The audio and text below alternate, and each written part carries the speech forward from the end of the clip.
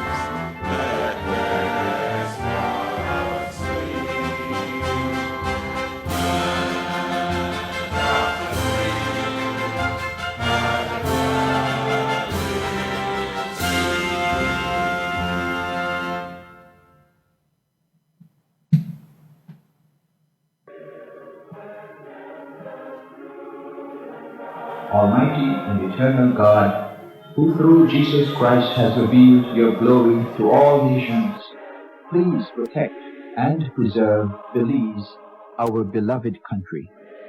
God of might, wisdom, and justice, please assist our Belizean government and people with your Holy Spirit of counsel and fortitude. Let the light of your divine wisdom direct their plans and endeavors, so that with your help we may attain our just objectives. With your guidance, may all our endeavors tend to peace, social justice, liberty, national happiness, the increase of industry, sobriety, and useful knowledge. We pray, O God of mercy, for all of us, that we may be blessed in the knowledge and sanctified in the observance of your most holy law, that we may be preserved in union and in that peace which the world itself cannot give. And after enjoying the blessings of this life, please admit us, dear Lord, to that eternal reward that you have prepared for those who love you. Amen.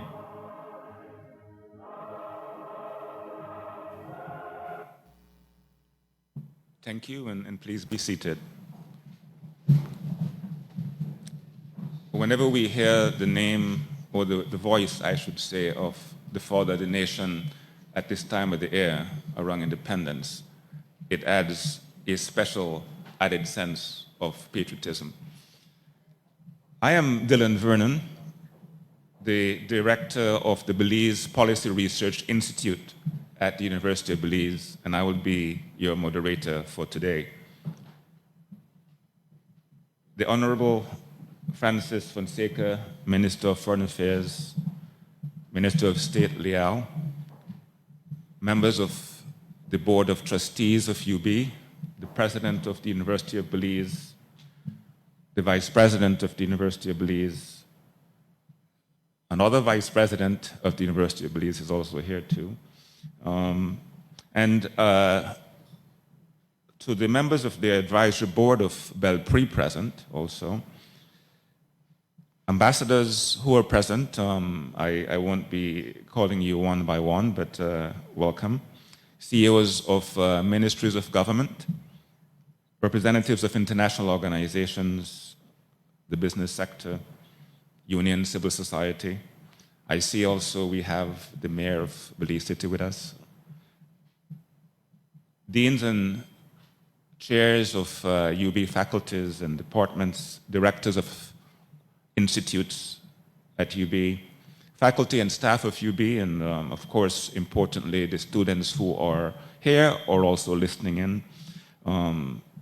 And to all those present who are here this morning and those viewing on Love FM or on Facebook, welcome and thank you for coming and tuning into what is UB's Annual Independence Symposium.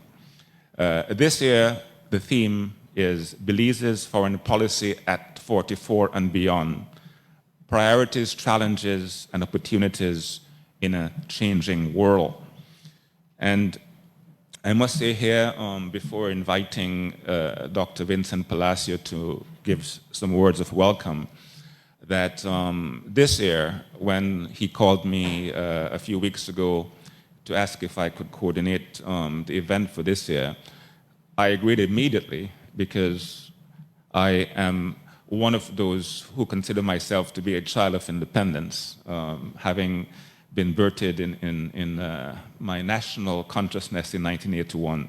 And so I never say no to independence activities, Doc.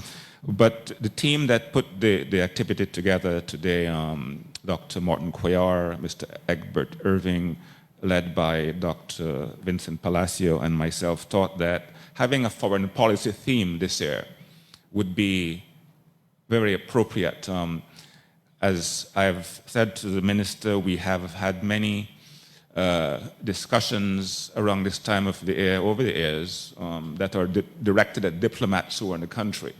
But let's broaden it a bit and also talk to students and people about our foreign policy. And he so willingly and readily agreed immediately.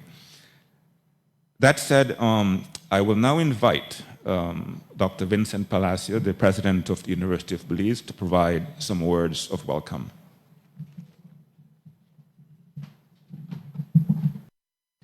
And now we will be having the welcome remarks from Dr. Vincent Palacio, the president of the University of Belize.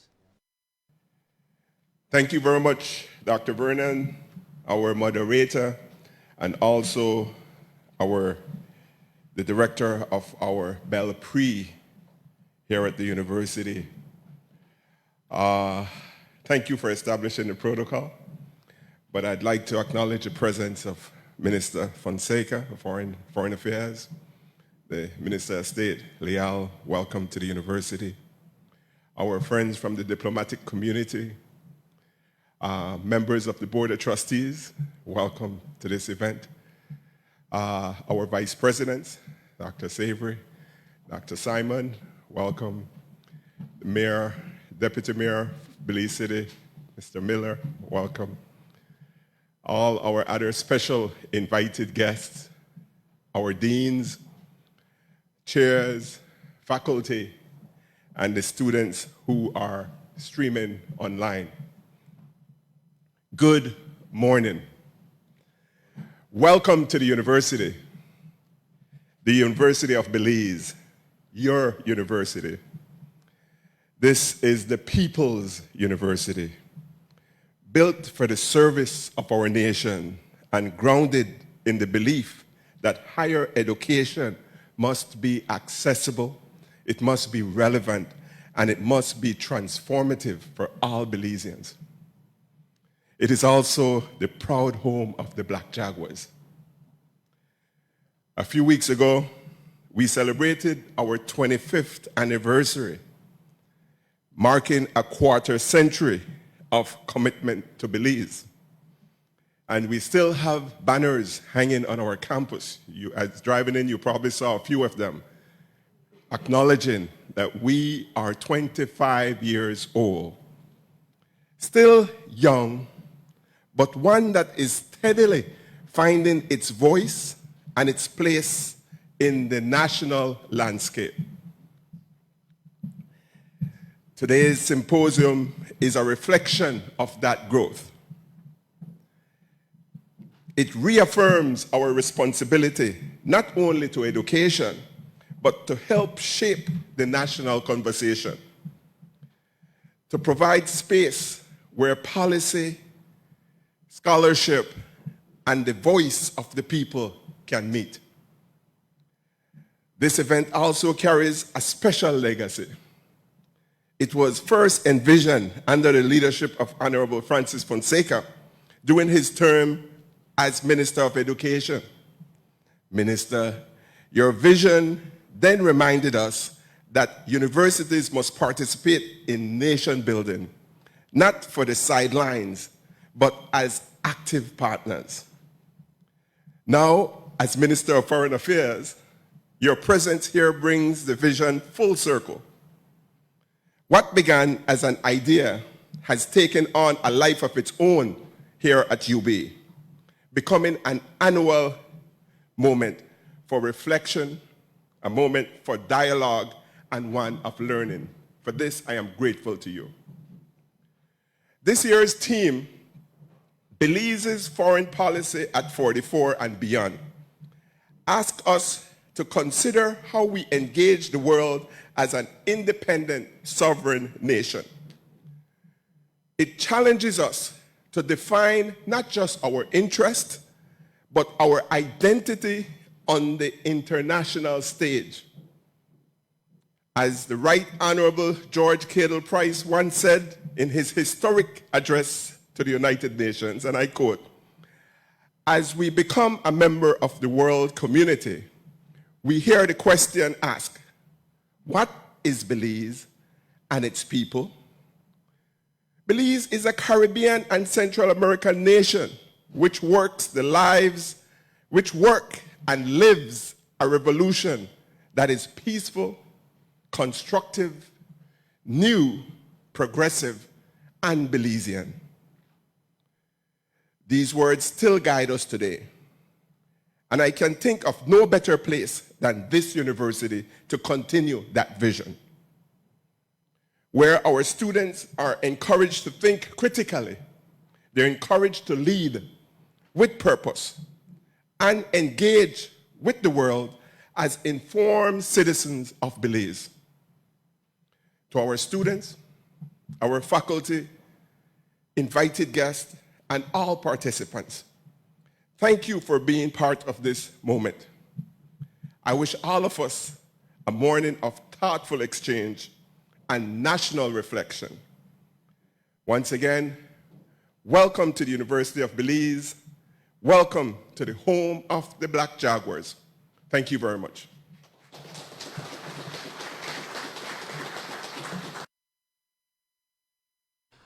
Once again, we are at the conference center on the UB campus here in Belmopan, the proud home of the Black Jaguars, as Dr. Vincent Palacio had mentioned. The mayor of Belize City has walked in. I introduced you before you came, or referenced you before you came. Today, the flow of the agenda is very straightforward. Following the President's welcome, we will invite the two panelists up. I will introduce them, and then we will invite the Minister to make his keynote. And then we'll have a discussion with the panelists for a short while before opening it up for a wider discussion. Because we are also live, those of you who are looking on Facebook could send a question and it might get to be asked. So that is also a possibility. But let's get down to introducing our panel. First of all, I'll introduce Dr. Ivis Chan, who is the Sustainable Landscape Program Manager at UB's Environmental Research Institute, the ERI. And she has over 15 years of experience in international conservation program management. She is an ecologist with a background in terrestrial natural resource management and spatial data analysis. Her professional career has her working in the past with government departments, civil society groups both in Belize, the USA, and the United Kingdom. She has co-authored articles including on transformative governance of biodiversity and ecosystem services. And currently she's leading very interesting research with local communities on their perceptions of climate impacts and on other and also on their adaptation visions. So please, I ask Ivis if she could please have a seat. Yeah. Welcome, Ivis. Our second UB panelist today is Dr. Christopher DeShield, who is Assistant Professor in the Department of Languages and Literature at UB, where he teaches in the English and the education programs. His work engages post-colonial theory, socio-political and environmental concerns through literature in Belizean and global contexts. Outside of UB, you may know that Dr. DeShield participates in the cultural and the intellectual life of the nation. He serves in several boards and committees, and of course, musically. Some of you will know him for his frequent performances in jazz and also classical ensembles.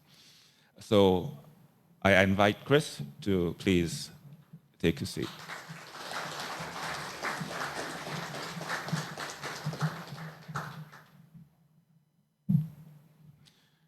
Now to introduce perhaps one of the men in Belize, or the persons in Belize who has, as we say, the hottest head. Lots of things happening. The Honourable Francis Fonseca is Belize's Minister of Foreign Affairs, Foreign Trade, Culture and Immigration. He is a duly elected member of Belize's National Assembly, representing the Freetown constituency since 2003. And Minister, that's half the lifetime of the independence of Belize, 22 years. He has served also as Belize's Attorney General and Minister of Education, Youth, Sports, Culture, Labor, and Science and Technology. Some of you in the audience may know him as the Culture Minister for some good reasons. By profession, Minister Fonseca is an attorney at law and a trained economist. I'm glad that even in the context of a very busy week for foreign affairs, so many diplomats are in town. You will see the news that people are presenting, ambassadors are presenting credentials, new ones, and it's the busiest week for the Ministry of Foreign Affairs. And I know this because I was once working with the Ministry of Foreign Affairs, and coming up is the big also UN General Assembly later this month. And so we are very grateful that the minister took time out to accept this invitation to be with us today and to share his views on our foreign policy. So I'm going to invite the minister to come and give his address now, and then he will be seated next to me and we'll have a discussion. So, Minister Francis Fonseca, thanks.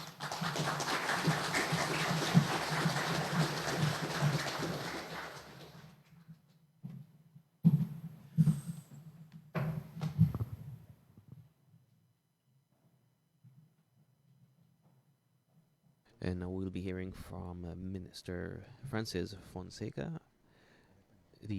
delivering his keynote presentation. And as Dr. Palacio had mentioned a bit earlier, the University of Belize was first envisioned by Honourable Francis Fonseca.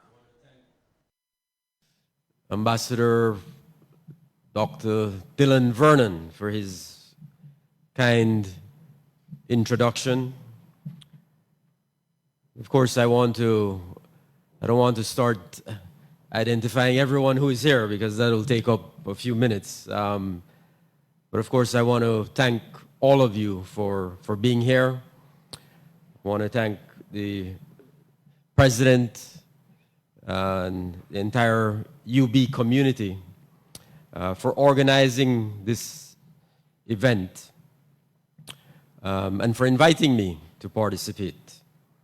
Of course, I have to acknowledge my colleague, Minister Leal, and my friend and colleague, the Mayor of Belize City, and all our distinguished friends, diplomats, and distinguished friends who are here. You know, it's an honor for me to participate in the annual Belize Independence Symposium, the UB Symposium. As the President said, you know, I think almost 4 years ago, we had this conversation at the National Celebrations Commission, and then I had a subsequent conversation with UB about how we could work together, how we could collaborate to ensure that our university was playing an active role, particularly at this time of the year as we celebrate Belize. How could we ensure that our university was a part of that calendar of events by participating in the discussion and dialogue about the state of our nation? And so I'm glad, Mr. President, that, as you said, we have, in a sense, come full circle, and we're here today to talk about foreign policy. Belize at 44, priorities, challenges, opportunities in a changing world. You know, my friends, we might not always realize it, but foreign policy impacts our daily life more than we think. So I welcome this opportunity today to speak to you about Belize's foreign policy. In 3 days, on Sunday, we will mark 44 years of independence. That is 44 years of managing our own foreign relations. Today, I want to discuss some of the major priorities of our foreign policy and some trends on the horizon which could influence our foreign policy in the years ahead. Of course, time limitations prevent me from being comprehensive, but I will try to focus on the main issues, though I'm sure I will miss issues which others will feel are important. And I will, of course, agree with you. Belize's foreign policy is, as it should be, driven by our national development goals, objectives, ambitions, and by our worldview.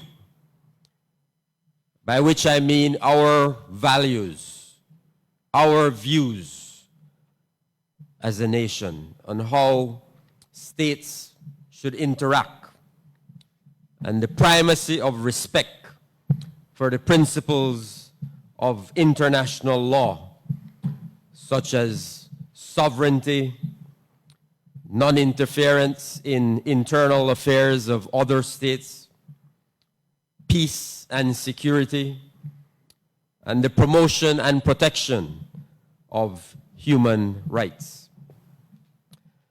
To reflect on the evolution of our foreign policy at 44 years, it is necessary to recollect how we got here, where we came from.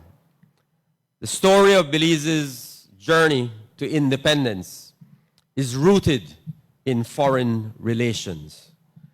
Belize's aspiration for self-determination was, of course, long stymied by Guatemala's claim to Belizean territory. Beginning roughly around 1975, Belizean diplomats began to internationalize the question of Belize, to convince the international community that notwithstanding the Guatemalan claim, Belize was entitled to exercise her right to self-determination.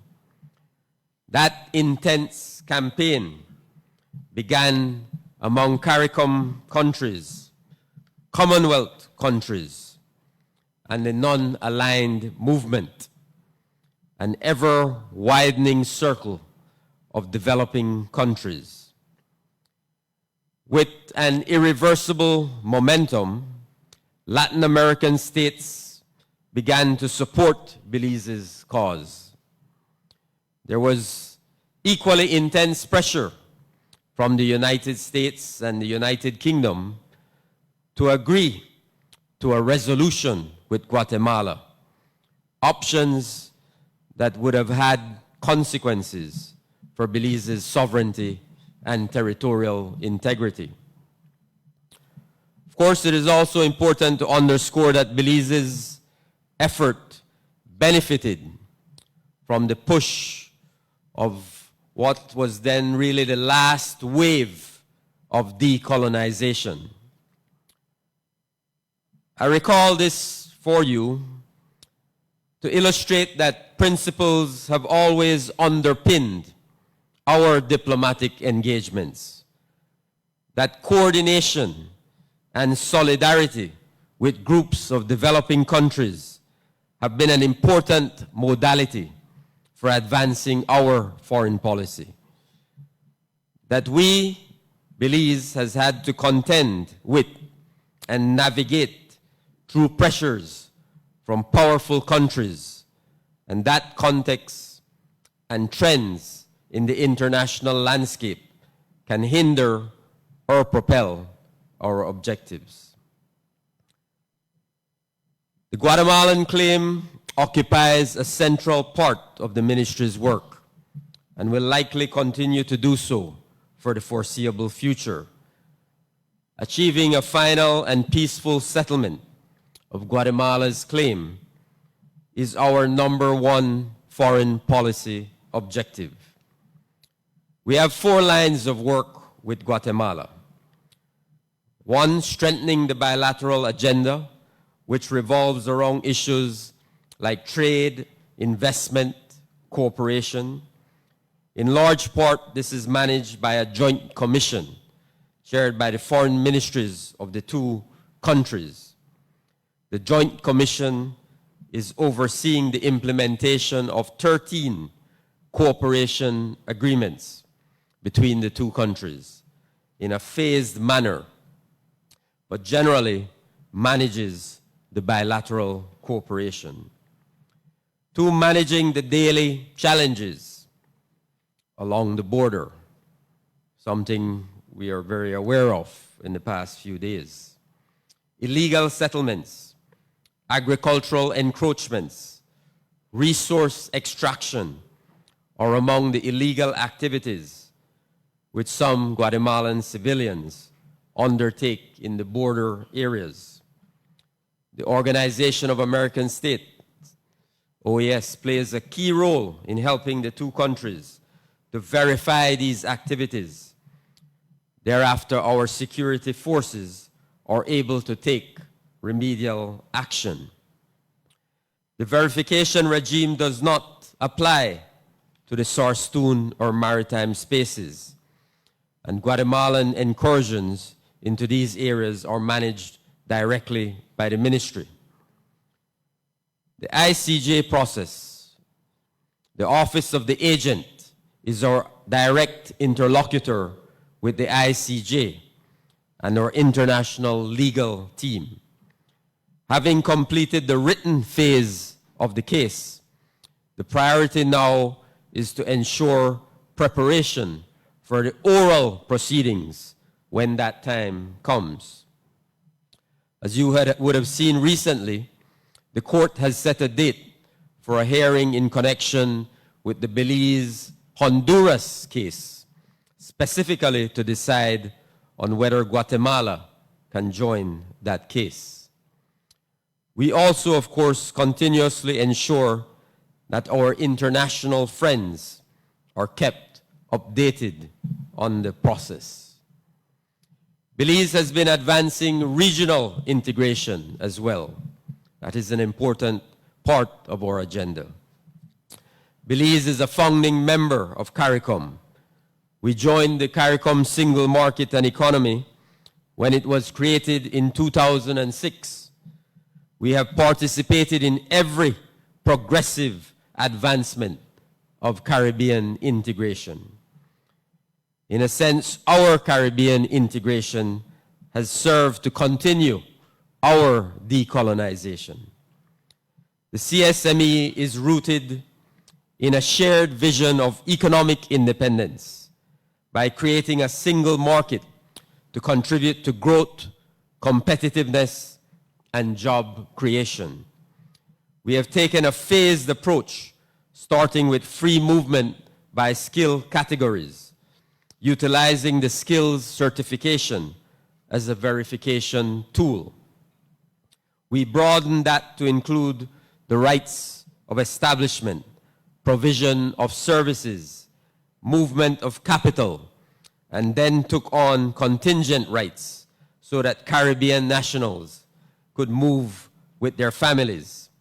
Next month, Belize, along with Barbados, St. Vincent and the Grenadines, and Dominica, will begin full free movement among our 4 countries, meaning inter alia that nationals of these countries can move to Belize without a skills certificate. We are pleased that trade with CARICOM has been consistently increasing. CARICOM is now Belize's 3rd largest export market. The situation in Haiti, a CARICOM member state, is a major concern for us. Haiti finds itself beset by political, security, economic, and humanitarian crises. It is a high priority of CARICOM to support a Haitian-owned and Haitian-led process to put Haiti back on a stable, secure path under its own constitutional governance. CARICOM has devoted significant efforts to support that political transition to take the country towards elections by February of 2026. We understand that security is essential to enable a safe environment for the conduct of those elections, and of course also for Haitians to be able to live. Based on Haiti's requests, we have advocated for international support to assist the Haitian National Police to dismantle the gangs. We have pledged security personnel from Belize to this effort as part of an international contingent. As regional and global challenges have multiplied, our coordinating common positions within CARICOM has served us well in a number of negotiations, including on climate change, trade, oceans, tax cooperation, and tax cooperation. The revised Treaty of Chaguaramas, which established the aforementioned CSME, codifies also at Article 6D, enhanced coordination of foreign policy and foreign economic policy.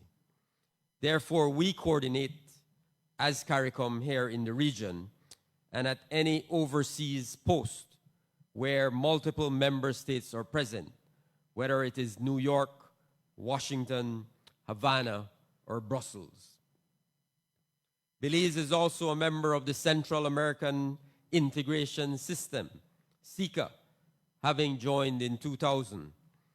This has opened the door for Belize to cooperate with Central American countries on a wide range of issues, including agriculture, climate change, social development, MSMEs, and of course, security.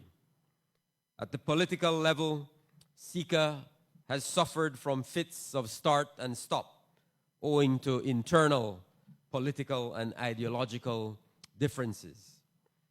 Over the last decade or so, Belize has led multiple efforts to draw the Central American and Caribbean regions closer together, convening the two regions at different levels to identify concrete ways for cooperation. That has resulted in a CARICOM Central American Action Plan.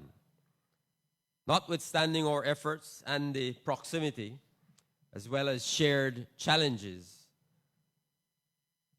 this effort to develop closer ties and relations has been slow.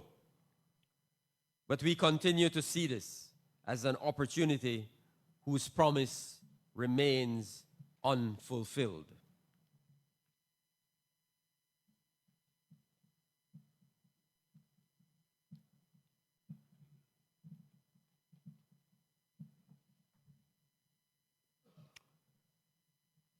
So much of our diplomatic engagement has been focused in our region, in cooperating with our neighbors, in securing markets for our products, in coordinating to address common challenges.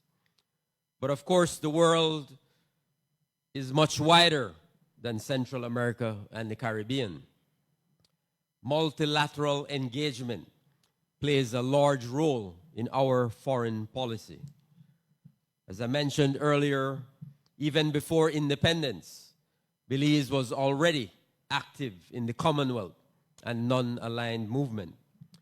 Belize also joined the African, Caribbean, and Pacific Group, through which relations with the European Union is managed, and the Group of 77 plus China, through which development-related negotiations are pursued as a bloc.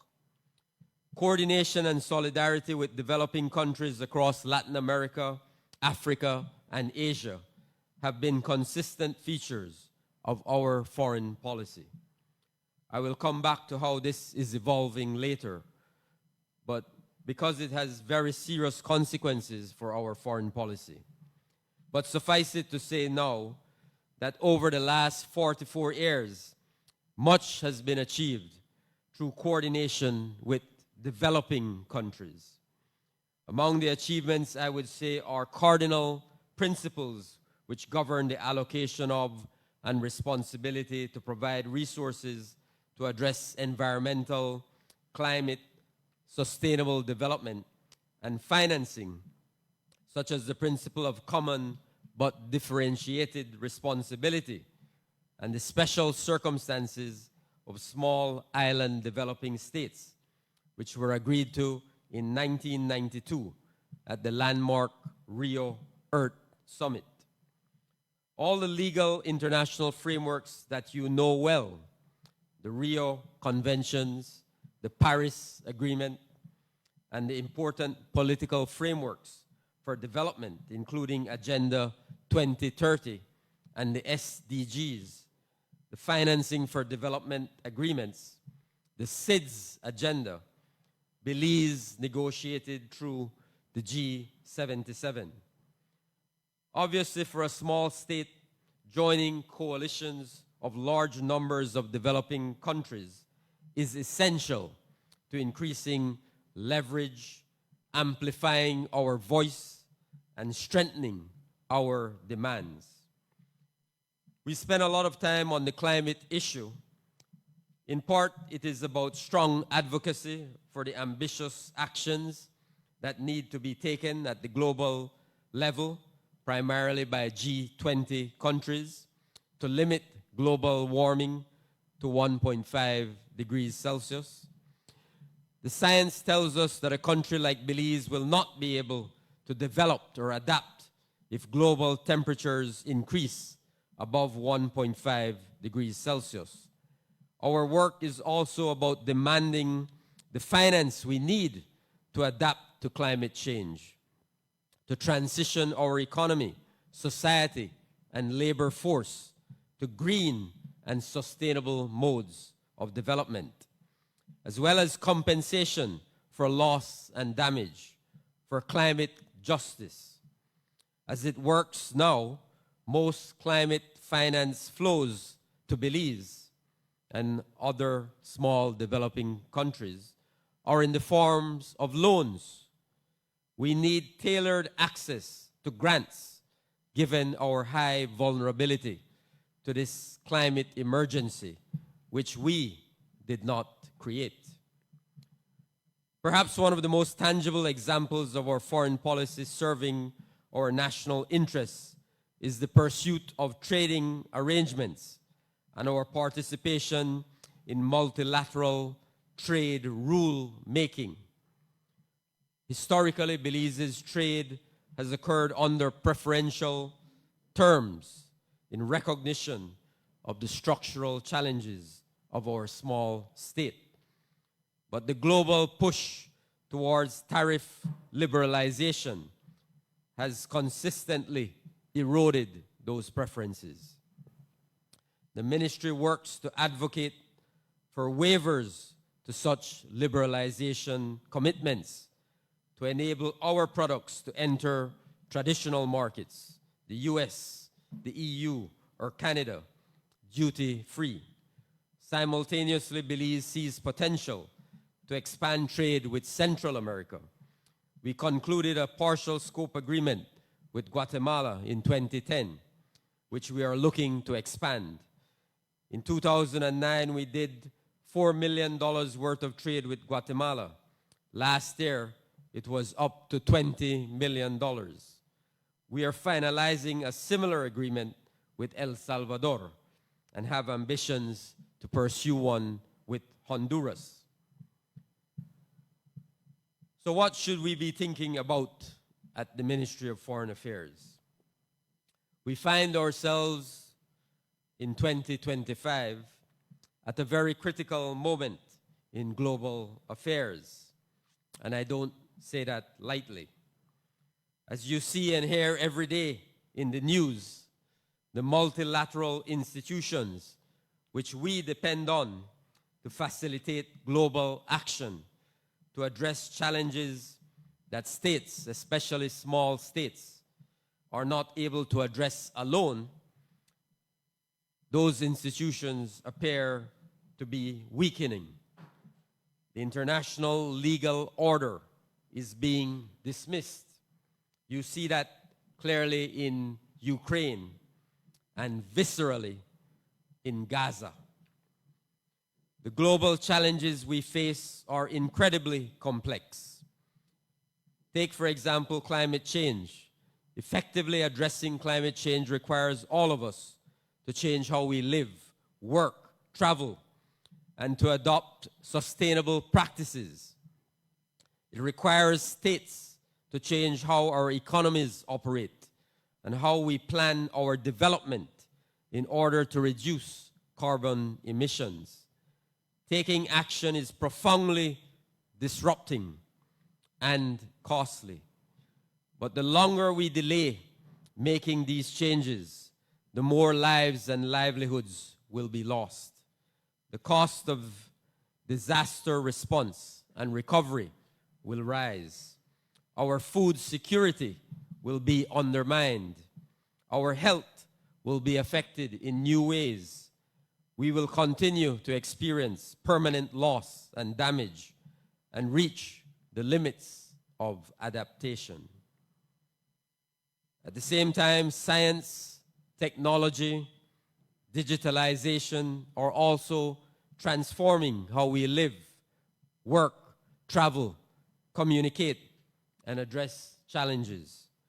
These new frontiers transcend boundaries and therefore, like the complex challenges, require all states to develop the requisite rules to govern how we manage these issues. A confluence of factors is propelling a moment of profound change.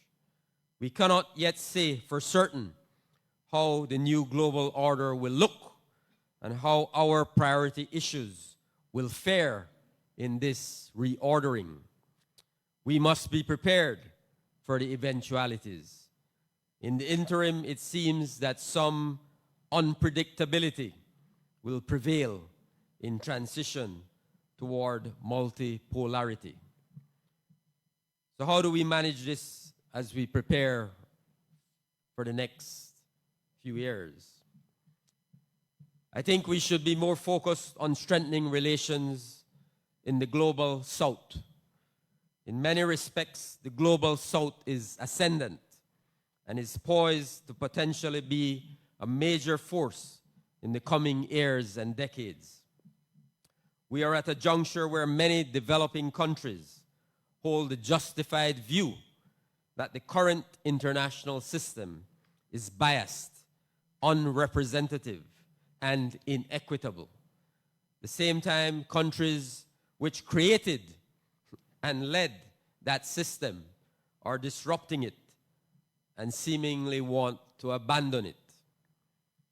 Meanwhile, BRICS is representing an alternative vision for world order and for the financial system. The attractiveness of that is already resulting in its expansion. In 2024, 4 countries joined BRICS. This year, Indonesia has joined, and an additional 13 countries have expressed interest to join, including one small island developing state, Cuba. Belize may want to consider how it engages with this group and its members. But back to the earlier point, the Global South has proven to be a reliable partner to Belize. We need to deepen that partnership. Already, South-South cooperation is a growing part of Belize's international development cooperation portfolio. India, Saudi Arabia, Mexico are supporting large transformative projects in energy and health in Belize. During the COVID-19 pandemic, it was vaccines from India and Mexico which arrived first. Vaccines from developed countries arrived more than a year after the pandemic had begun and arrived at near expiration dates. One challenge will remain, regrettably, within our region. Despite best efforts of visionary leadership to establish the community of Latin American and the Caribbean states, the LAC has not been able to forge durable unity and solidarity which would underpin integration, cooperation, or coordination. The region is more divided today than ever. Ideologies will continue to divide the region. Of course, as you all know, the neighborhood, we live in a tough neighborhood. But Latin America and the Caribbean must find a way through our geographic reality And despite the outlook, Belize will continue to engage with the region on a principled basis. I also think that Belize needs to expand its diplomatic presence, which presently is too concentrated in the global north. After 44 years, we still have no presence in Africa, no permanent presence in Asia, save Taiwan. We have opened the High Commission in Guyana, an eye to both the Caribbean and South Africa. But more robust presence is clearly needed in both, if, as I have pointed out earlier, regional integration will remain a consistent focus of our foreign policy. Much of how the world has interacted with us has been on the recognition of the special circumstances of SIDS.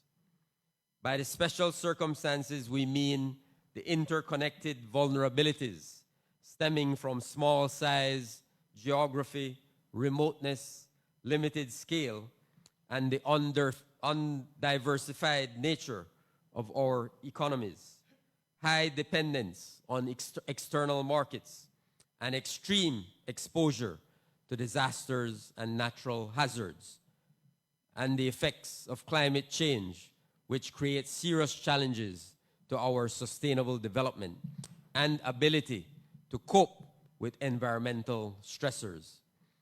These circumstances give rise to distinct legal implications, including differentiated responsibilities, flexibilities considering capacity constraints, and tailored obligations in multilateral governance frameworks. Importantly, it also guides the allocation of resources, including development and climate finance.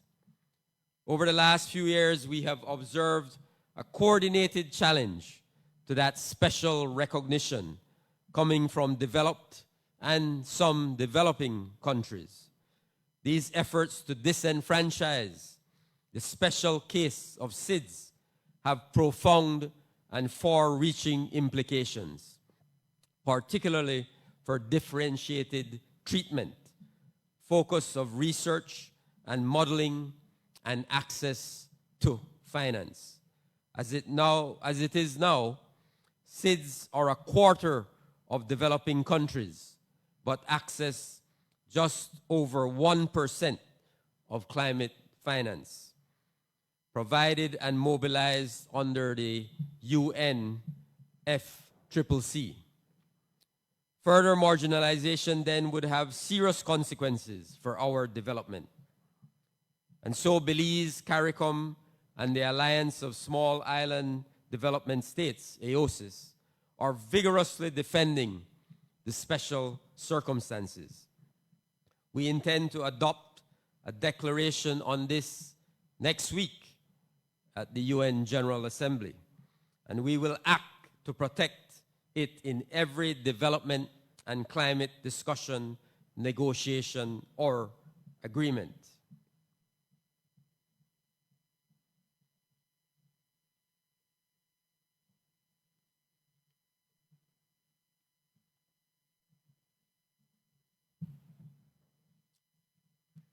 I'm sure that all of you are following the news and recognize how chaotic international trade has become.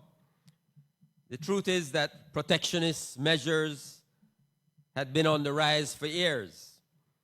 The experience of the COVID-19 pandemic compelled states to nearshore supply chains, and geo-economic competition has been intense. The shifting trade policies of the world's largest economy has further disrupted the multilateral trading system. For Belize, the impact has been imposition of 10% baseline tariff, where hitherto we had enjoyed duty-free access to the US market. This fits into a pattern of preference erosion, which I discussed earlier. Belize is and should continue to pursue markets closer to home, as we intend to do with Honduras and are doing with Mexico. We are also actively pursuing observer status in CIECA, the Central American Economic Integration. CARICOM is our fastest growing market, and we expect it will continue to grow. CARICOM's ambition to reduce its food import bill by 25% by 2030 is a direct call to Belize's agro-productive sector. The priority for our diplomacy will be to promote investment, to build productive and export capacity. We are very concerned about the future of the international legal order. As you appreciate, predictability and respect of rules are important protections for small states like Belize, which lack military and political power. Belize has spoken very firmly and clearly about the necessity for all states to respect international law, including international humanitarian law and the rules of war.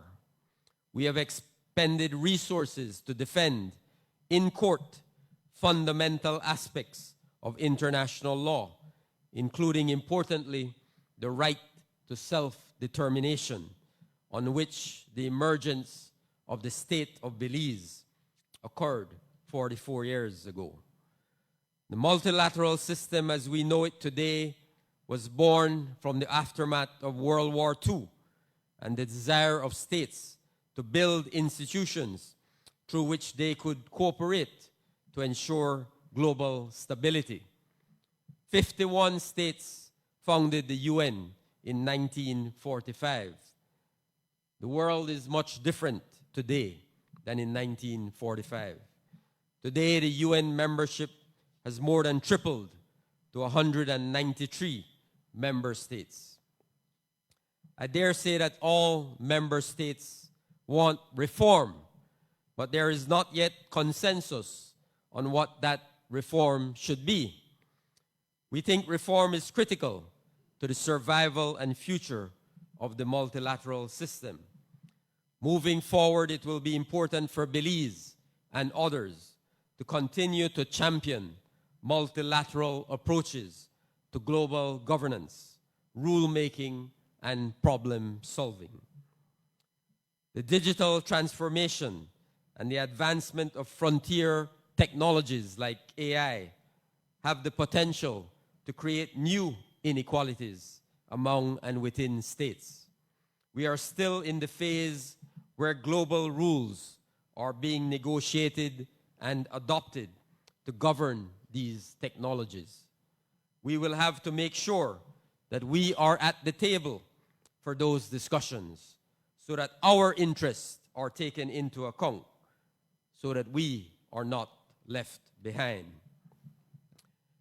After 44 years, maybe by 47 years of independence or so, not a few years, we should have the decision of the court, which will finally once and for all settle any and all claims of Guatemala and of Honduras. We have begun to think about the post-ICJ phase. Clearly, there are some obvious elements: public education, the setting up of the binational commission to oversee the demarcation of the borders. But we must remember that as the confidence-building measures expire, challenges will continue to inevitably arise along all the border areas, and therefore some mechanism for addressing these will still be necessary. These are a few of the emerging challenges and opportunities which will shape the future of our foreign policy. My friends, I think that on balance, our country, Belize, has pursued foreign policies of which our people can be proud. We have managed to maintain peace with our neighbors, including Guatemala, even at tense moments. Diplomacy has been an effective first line of defense. We have spoken firmly and clearly on the big issues of the day and in our region, and we have defended our principles and the rule of law with action. You know of our very strong support for Palestine, including suspension of relations with Israel. First time that Belize has taken such a strong stand. We have a strong record in our neighborhood of being a friendly country which can be counted on to defend the principles of international law. Having said that, I will end with this. The global order is shifting rapidly. How it will settle is uncertain. As a small state, Belize will have to think ahead. We will have to be strategic. We will have to have firm grasp of our interests and the future we want for future generations.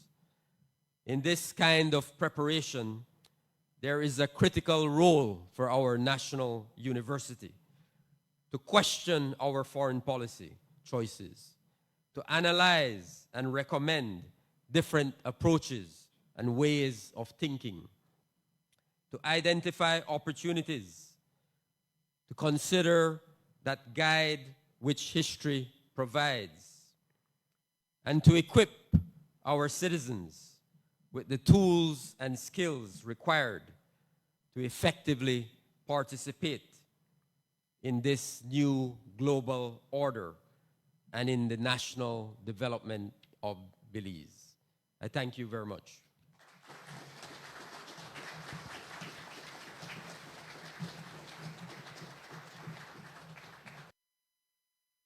And once again, that was the keynote presentation by Honourable Francis Fonseca, the Minister of Foreign Affairs, Foreign Trade, Culture and Immigration. In a few, we'll be getting to the next item on the agenda. Are you hearing me? Yes. Yes. Now we come to the part of our program today where we're going to engage with the Minister in some discussion. And we'll begin with our panel, and then have an opportunity for you in the audience to also make comments or ask questions. And when you do that part, please do identify yourself at the beginning, since we are recording.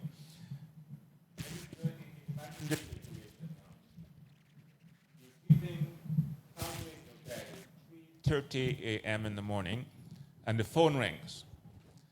What foreign policy issue do you fear most getting that call for? Sounds like a question somebody asked Hillary Clinton. Or Exactly. I think she got into trouble for her answer, so I hope I won't get into any trouble for mine. No, I think, obviously, as I mentioned in my remarks, our greatest priority in terms of our foreign policy is to have a final, definitive, peaceful resolution of Guatemala's unfounded claim to Belize. So, our sleepless nights will have to revolve around that issue. And as we engage with our neighbors as we engage with Guatemala, we are concerned about what is taking place in that country. We have had very good engagement, very positive, productive engagement at the political level, at the diplomatic level. As Belizeans know, Prime Minister Briceño has visited Guatemala. I have joined him there. We have had very good engagements with President Arevalo, Foreign Minister Carlos Ramiro. So at that level, we have a very, I think, productive relationship.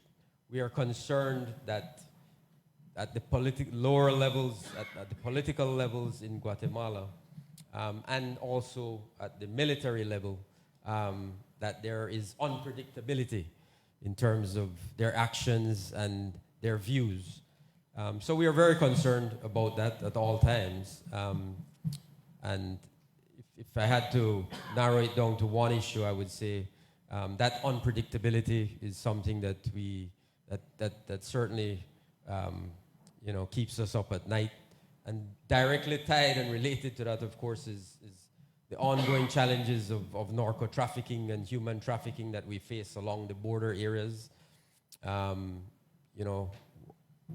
It's no secret that our borders, in many areas remain porous, and we're dealing with well-organized criminal organizations, well-resourced criminal organizations engaged in illicit activities, and that has the potential to destabilize a small democratic country like Belize. So we have to be absolutely vigilant in terms of our efforts to monitor and manage activities at the border. So I would say those two, Ambassador Vernon, and I think they are related. Thanks, Minister.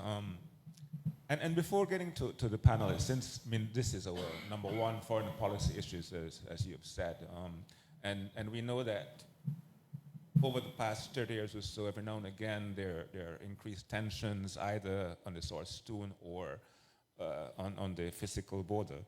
And that has happened recently with the Saarstoon area. Two questions there since we are in Guatemala.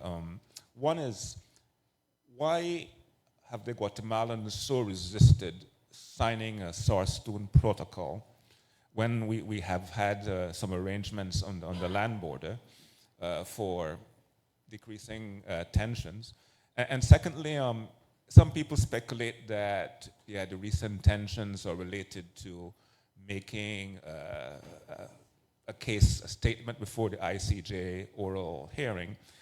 But am I right in saying that anything that happens outside of what we've already submitted in our written submissions, both sides, cannot really actually affect the case? Thanks.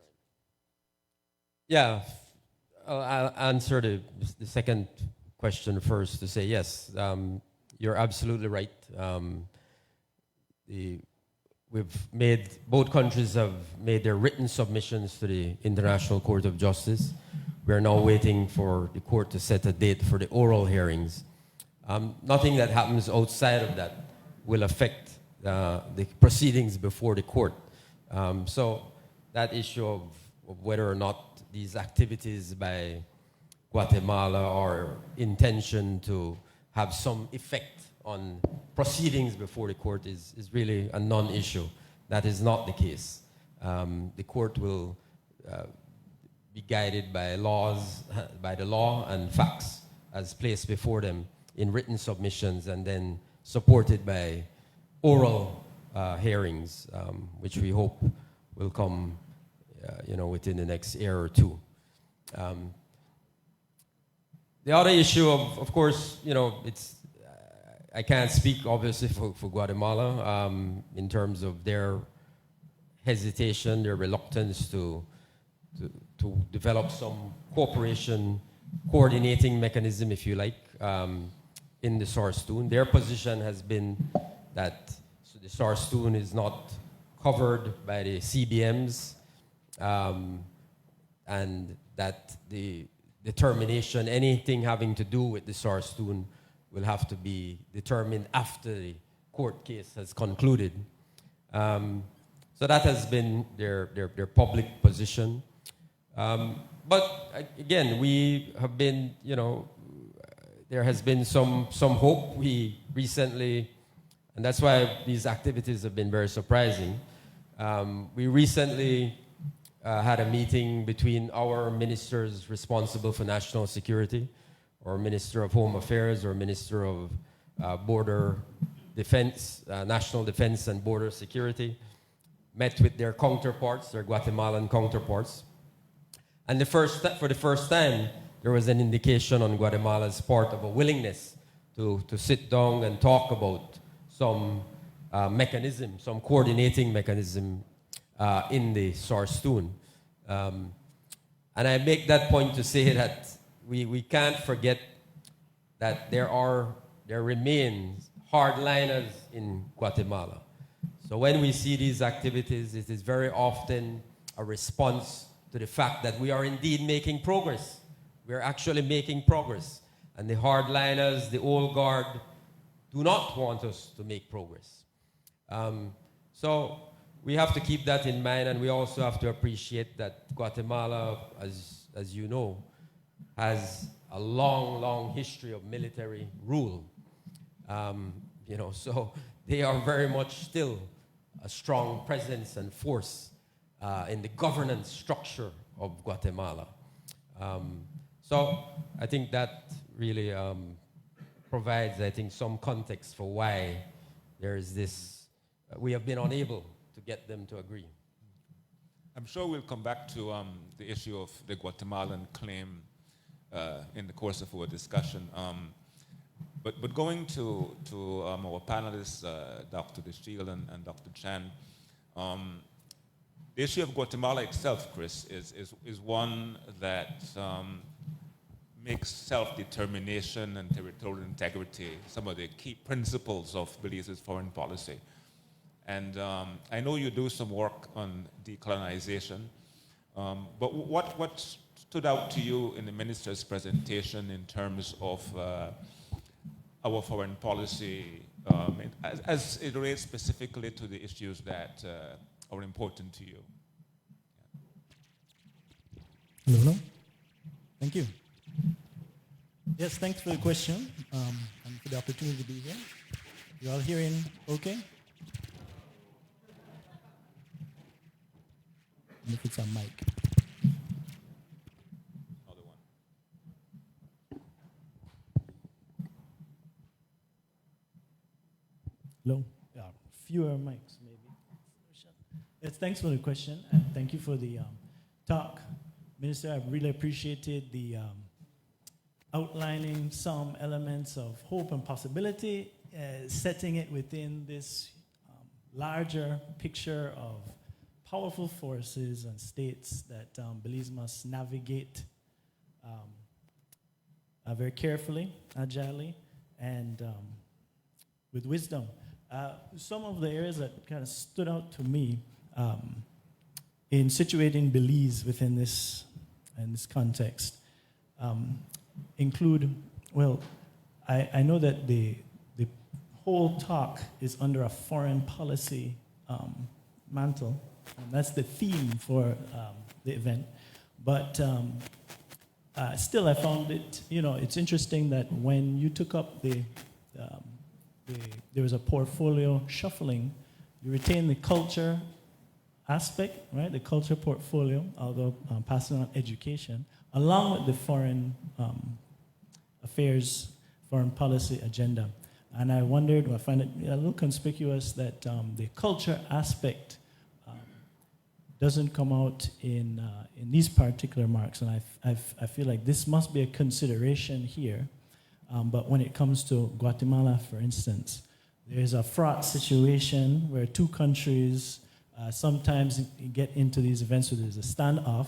And it would seem that this is very delicate on the diplomacy side, as you indicated.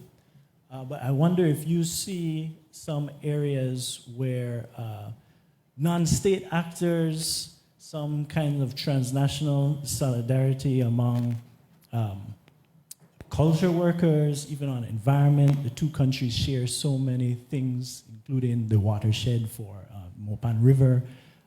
There's work that occurs across that border, and I wonder how foreign policy comes into play there. Is this something, another tool in your box that can be used, and how we might develop that end in order to strengthen, especially those relationships among the Latin America and the Caribbean and Sika that you saw so fraught or frail at this moment? Culture and foreign policy, people-to-people relations, I suppose, Minister. We just had Carrie Fiesta in Barbados. I mean, that is an international, regional issue. Yeah, no, a very important point. Yeah, culture, obviously, plays a critical role in a nation's development and growth. As I have said many times, for me, culture represents the heart and soul of our nation. So clearly, our foreign policy has to reflect our culture.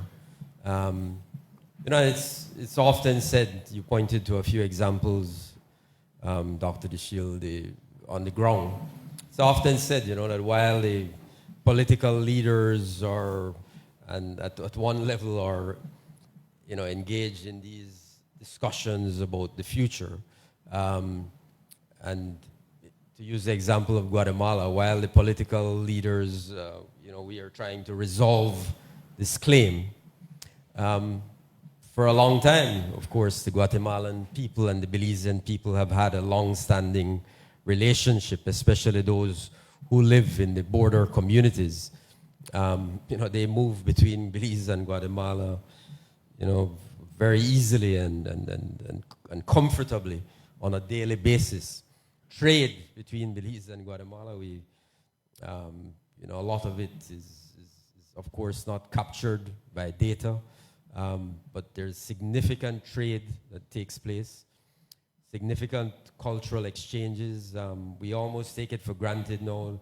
You have bands coming over from Guatemala into Belize, even for celebrations, during celebrations time. So I completely endorse the view that culture can and should play a critical role in terms of advancing our foreign policy objectives. And I'm very happy because of my own personal bias and love for culture that over the last 2 years, we've brought in our team from Niche to come and participate in our diplomatic week and our what we call the home, when we bring in our heads of missions meetings.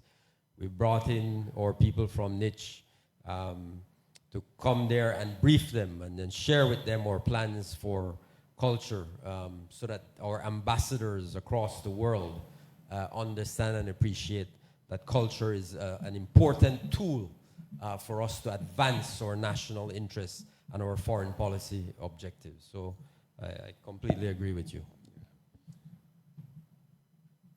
Thanks, Chris. I see you have a follow-up, but you want to go quickly? No, just that, yeah, these kinds of solidarities, I think, also in terms of culture, I think you mentioned stressed, really, the cruciality of the multilateral relationships that a small state like Belize needs to encourage. And just as you said, well, this is the case of Guatemala, but so many other countries, cultures around the world we build on these affinities and solidarities through these kinds of cultural engagement. So yeah, I do recognize the ambassadors, cultural ambassadors that go around the world to reify Belizean identity and institute those kinds of solidarities to engage these issues there, certainly. Yeah. Dr. Chan, what stood out to you in the minister's presentation?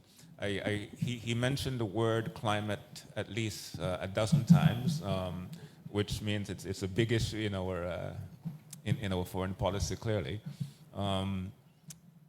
Anything you want to add or Yes, thank you. Thank you, Minister, for your thoughts, and thank you, Dylan, for the opportunity to be here. Yes, I took a lot of notes, as you can see. One of the things that, following up on the note of culture, is the importance of youth. I think you mentioned it, the intergenerational importance of that intergenerational ethos. And I think that's one of the things that sometimes in the climate, and I've been guilty of it also in my work, we sometimes, the youth are very underrepresented. And so it's important, I think, to bring in that to have them in on those discussions and those decision-making processes, really, because they are the ones that we are passing this on to. It's not us, we're going to be gone in, I don't know, 40 years or something, And the other thing that stood out to me was you mentioned the word uncertainty. And I think this is something that, as scientists and as researchers in the National University, how do we train our people for uncertainty? As humans, we don't like uncertainty. We want certainty. And so in our role as scientists and as educators, also bringing in the AI issue, which again brings in the youth because they are the ones who are developing these skills. How do we go about doing that? What are your thoughts on that in terms of opening people's minds to the idea that yes, there is a lot of uncertainty, and how do we deal with that? We can use the tools of modeling of science, but we also need to teach them on a neurological level, on a psychological level, how to deal with those things. Yeah, very important point. And I think, we're at the National University of Belize. So, as President said, my old stomping ground. So, I think,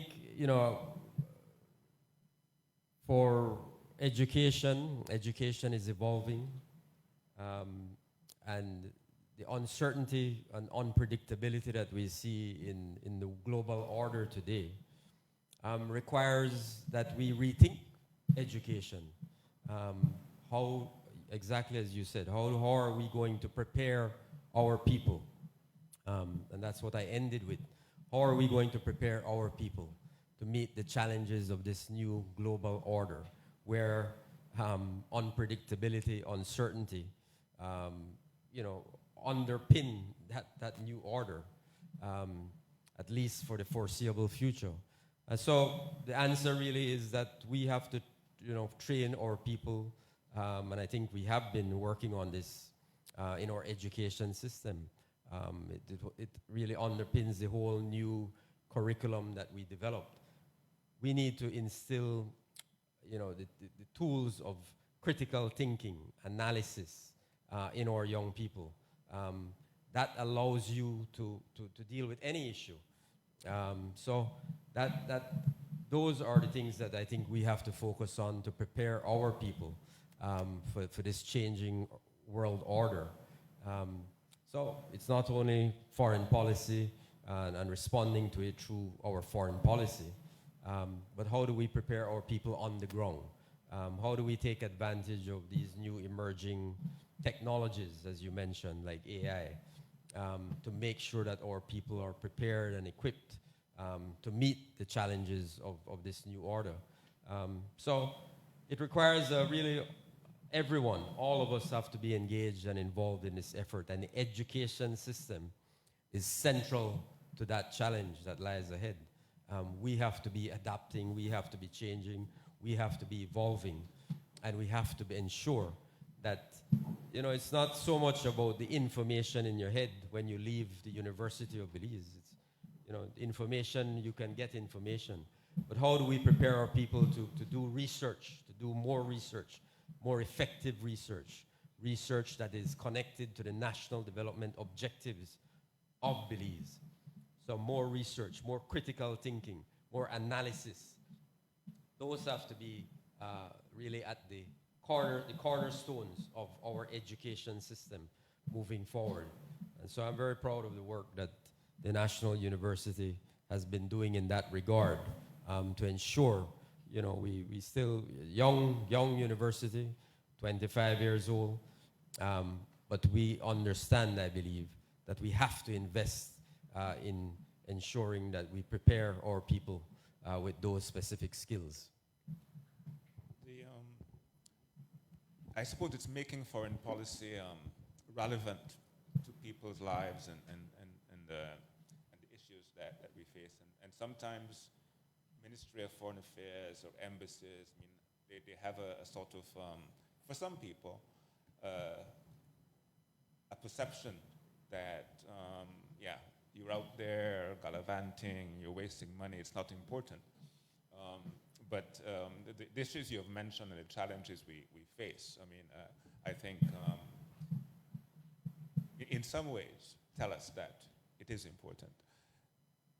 Minister, this next question I have is one that is very sensitive, but sensitive questions have to be asked. You mentioned BRICS, and the C in BRICS is China. And clearly, we, at this point in time, we have strong relations with Taiwan. And clearly, if we were to get to the point of joining BRICS, things would get very complicated. What is I mean, the multipolar world will include China and Russia and other countries, the South, big countries in the global South, as a big part of it. And it's not only a matter of sort of political solidarity, but new institutions will have to be created. And so that's the future you were looking at. But when it comes to BRICS in particular and the issue of Taiwan and China, where are we, and is that looking forward that you described, something that is looming? Yeah, I think, my remarks were carefully crafted in terms of saying that we have to find, and I say that because it's not just a discussion for Belize. It's a discussion, we're having regionally in CARICOM, and even in SICA. How do we engage with these larger blocks, and countries like Belize, which have a long principled history, foreign policy, of being, non-aligned and being friends of all. We are going to have to find strategic ways of engaging with these regional blocks that serve Belize's national interests. We can't pretend that countries don't exist. So I think it's an emerging issue, and I think it's something that Belize will do in consultation with our Caribbean community, with our brothers and sisters in SICA. I think we learn from each other, we engage meaningfully on these issues. But I want to be very, very clear about the fact that the government of Belize, and I think indeed the people of Belize, are absolutely committed to our relationship and partnership with Taiwan. Taiwan has been a very, very good friend and supporter of Belize's national development. And the government of Belize, this government of Belize is committed, fully committed, to maintaining that relationship with the government and people of Taiwan. On the issue, before opening up a bit more to the audience, on the issue of the breakdown of the international rules-based system and order, I think nothing is more representative of that recently than what is happening in Gaza and the flouting of international and rules-based principles and even institutions recently. Belize has been very bold and brave on this issue of Palestine and Israel, cutting off diplomatic relations. I think we're now in our fourth case at the ICJ on an issue related to Palestine. And we joined the Hague group, and then we withdrew. Is there anything else that Belize can do? I specifically think about just yesterday, there's a petition circulating that basically says Israelis have a visa waiver up to 90 days without a visa. Any Israeli can come to Belize, but that some of these people coming in Israelis coming in could be war criminals. It's not out of the question, and that we have an obligation based upon statements we have made as a country and also international conventions to do more, at least, scrutiny at the border. What's your view on that, Minister, or the government's view? Yeah, well, first of all, I certainly want to make the point that that you made, and that I think Belizeans can be very proud of the very principled position that Belize has taken on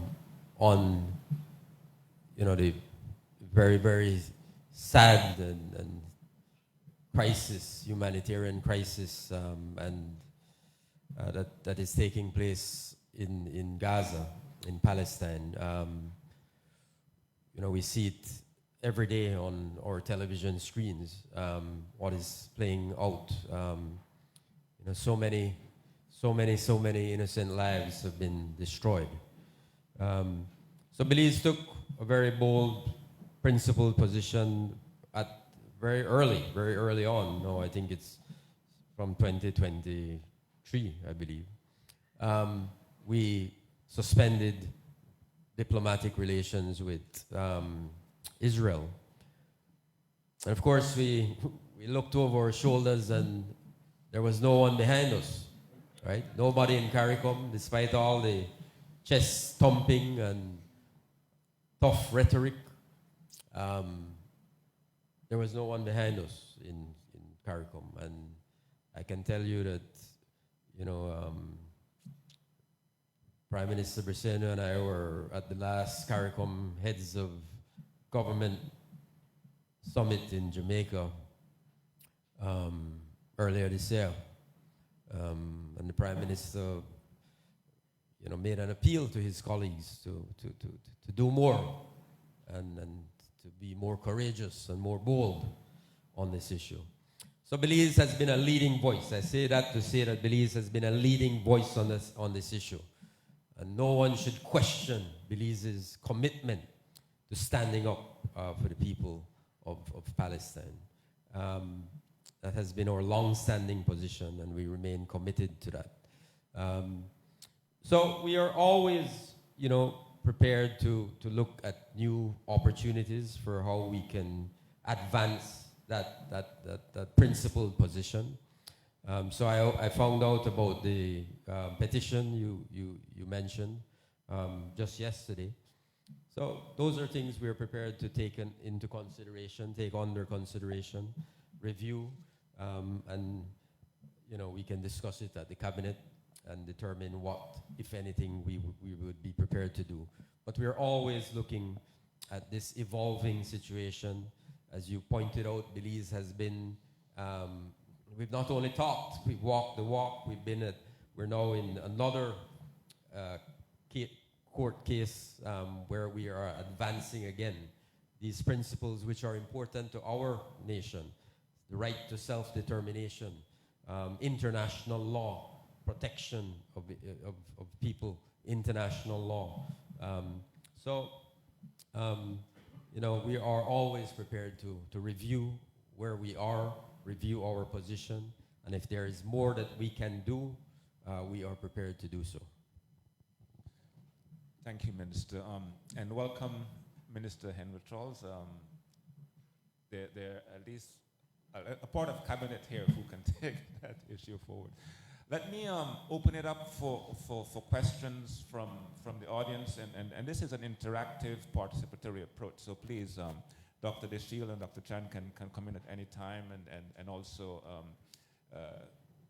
in terms of comments and questions, please identify yourself. Is there anyone from the audience who would like to ask a question or make a comment on anything that has been said so far?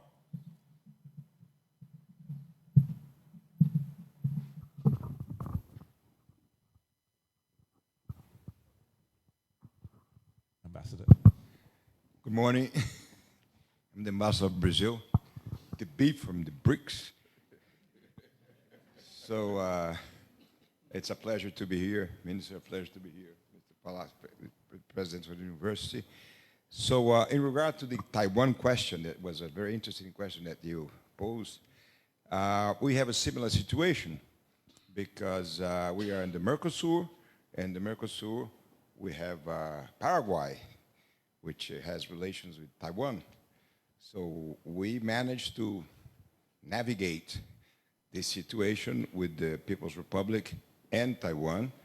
And so far, we have survived. And we are making progress. And I think that the People's Republic understands the situation. And I think that I'm sympathizing with the situation in Belize. I think that Belize is going to be able to join the Global South, to participate, even though Belize has a strong relationship with Taiwan, as Paraguay has with Taiwan, and we understand that, and the People's Republic government understands that too. Thank you, Ambassador. Comment. Anyone else in the audience wants to make a comment or ask a question? Yes. Hello, good morning. Thank you for the great talk so far. I really appreciate it. My name is Dr. Andrew Habet. My background is in rhetoric, and I study climate policy. So I really appreciate all that has been said today relating to climate change. And I'd like to touch on something that Dr. DeShield and Minister Fonseca said, synthesizing those ideas, right? Thinking of culture as another way in which we talk about climate change, and the culture that we need to revitalize in our country, right? I see it very much as a part of how we further some of our adaptation strategies. Because I think often we're looking at strategies that still rely on a lot of money. And I think that when we think of what the Minister said about the need to change every aspect of our lives, I do see this greater need for us to change on a fundamental level. What are the metrics by which a country like Belize should be aspiring to development? For instance, can we seriously get into reconsidering centering GDP as a measure of our success and look at other measurements of how we proceed in the near future? So I wanted to know if there is any interest in the panelists in commenting on that. And yeah, I think looking at other low-cost solutions that are, again, culturally situated to attending to the conservation and preservation of our land and of our stories and histories. Thank you very much. Thank you. I know, Minister, that there's been a long campaign among some of the small states in the United Nations, SIDS and others, for there to be new measurements of vulnerability and economic growth and all that. That's an aspect, I think, of our foreign policy that we are supportive of these sort of moves. No, absolutely. No, I agree entirely with Dr. Habet. You know, as you rightly pointed out, there's been an ongoing effort by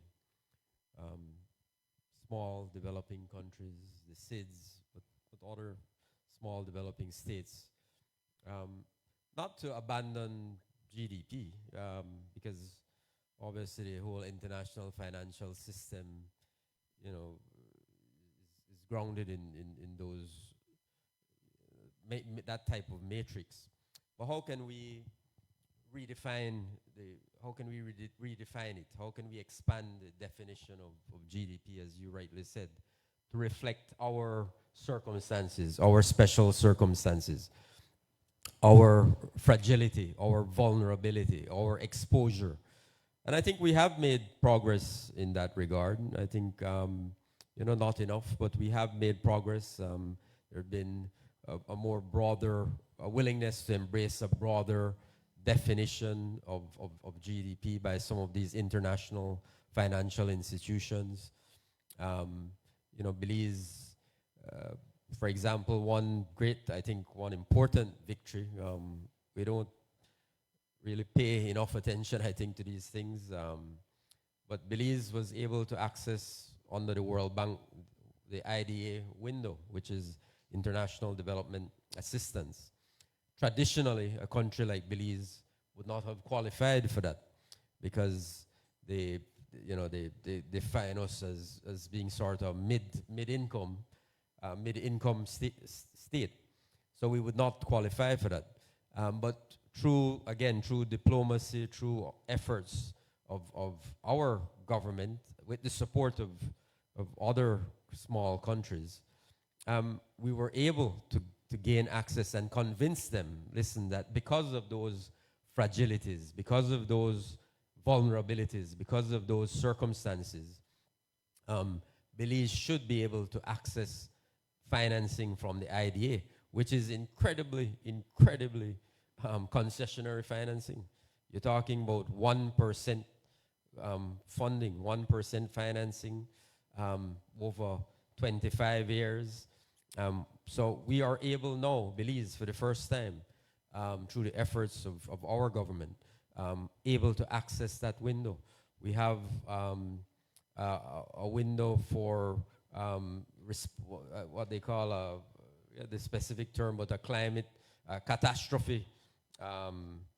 Minister is right there. Catastrophe drawdown, correct, Minister? Right. Drawdown option.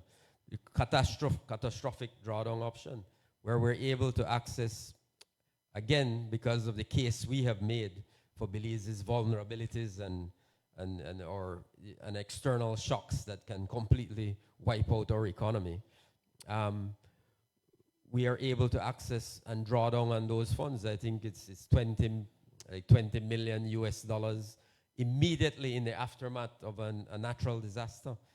We have access to that. So those are important measures of how we are approaching this issue. But it's entirely accurate to say that there's a lot more work to be done in terms of having those vulnerabilities and fragilities and exposure reflected in the financial infrastructure, the international financial infrastructure. We still have a long way to go in that regard. Yeah. Yes. Dr. Chan? Yes, thank you for the comment, Dr. Habet, and I'd like to just comment on that, just to respond to him. Yes, I think in terms of what we can do in our adaptation measures and going back to those low cost, I guess this is a kind of a more local rather than looking at the global financial climate finance arena, but there are, in terms of ways of life, of living, that are low cost measures, that are adaptation measures to climate. And I think this is where, as perhaps in our work as scientists, bringing back to culture, we have not been very good at telling the story. And so I think this is where his comment was going, in terms of we do, one of the easiest things is, plant your ground fruit in your yard, that kind of thing. Those are, and so sometimes we engage in these really big climate projects and have these big grand ideas when there are very simple things that people can do and people are doing because they have traditionally been doing it their entire life. And so how do we build the stories around that? That this is practical ways of doing these things without, a lot of money. And I think us as scientists, we have to bring in the cultural side and the storytellers to be able to tell those stories. Dr. DeShield? Quickly chime in on this one, since we're on there, on that excellent question as well, but I wanted to tie it back into the earlier, I mentioned a point about the AI tools that are available and the what's of concern, given the big players sometimes pushing some of these technologies, and I know the university also feels these pressures to adopt the latest, cutting-edge tools. Sometimes it also comes with the condition of sharing data. I know that has been in the news as well.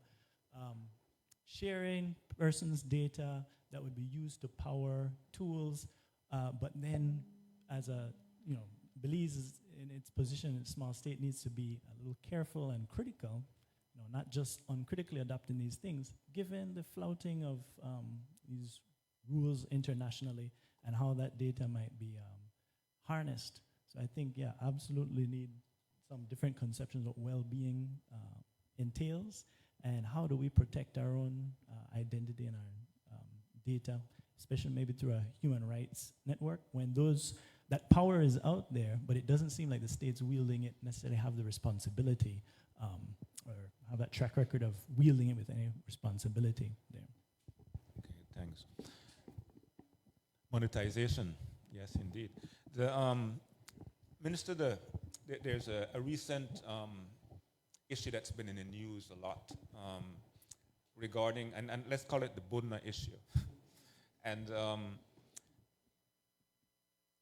in fact, maybe I should not call it the Budna issue, because it could be the Chris issue. If Chris, for example, was taken and handed over to the Mexican police, for example, it becomes an international issue and a foreign policy issue because it crosses borders. And while that case is still ongoing and reports are being awaited, and there could even be a court case, with issues like that, when it comes to your desk of foreign policy,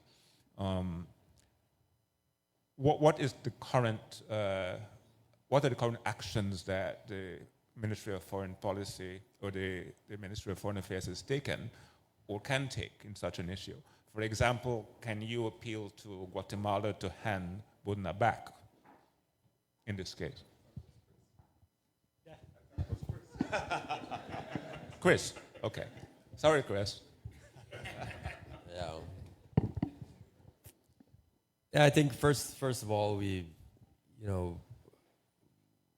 I want to make it very clear that, every citizen of Belize, regardless of who they are or their status in life or background,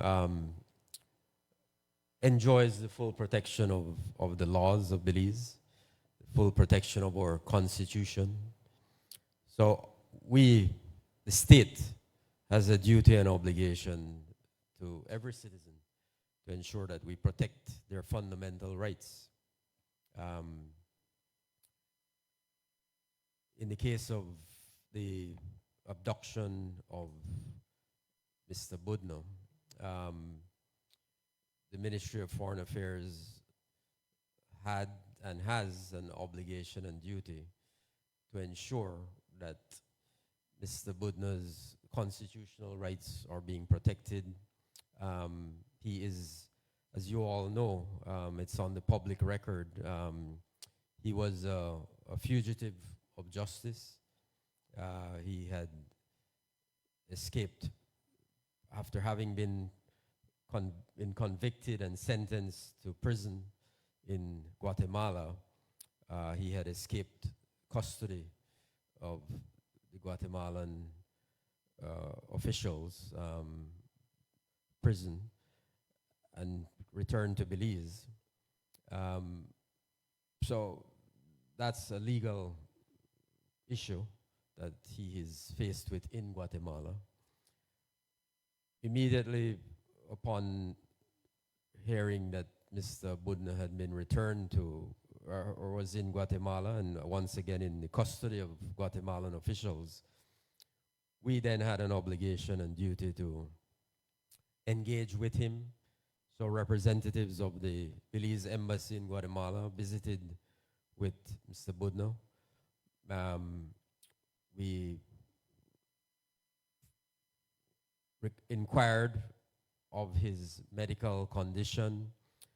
We inquired of his legal status, what he needed to do and wanted to do in the face of the current circumstances. He is faced with new charges now in Guatemala because of having escaped from prison. So that is what we have been doing. We have been engaging with him to ensure that his medical needs are being met.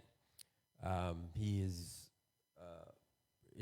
someone who requires medical treatment on a regular basis, so we are ensuring that he's provided with medical treatment.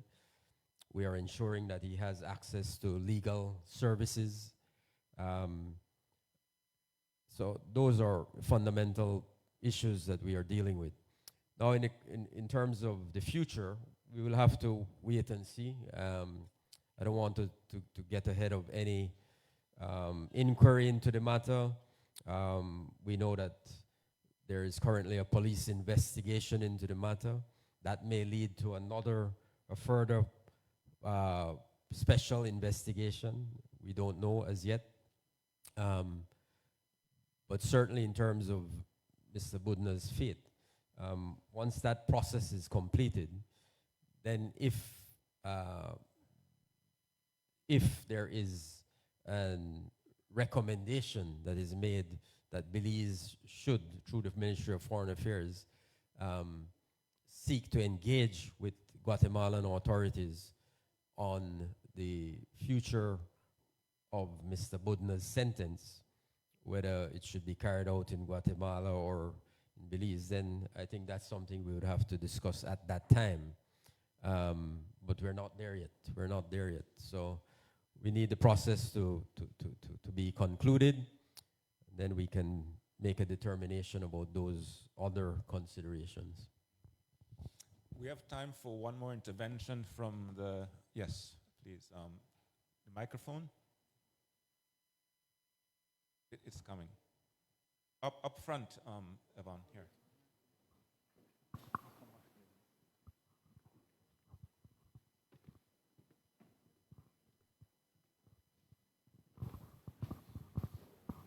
Thank you.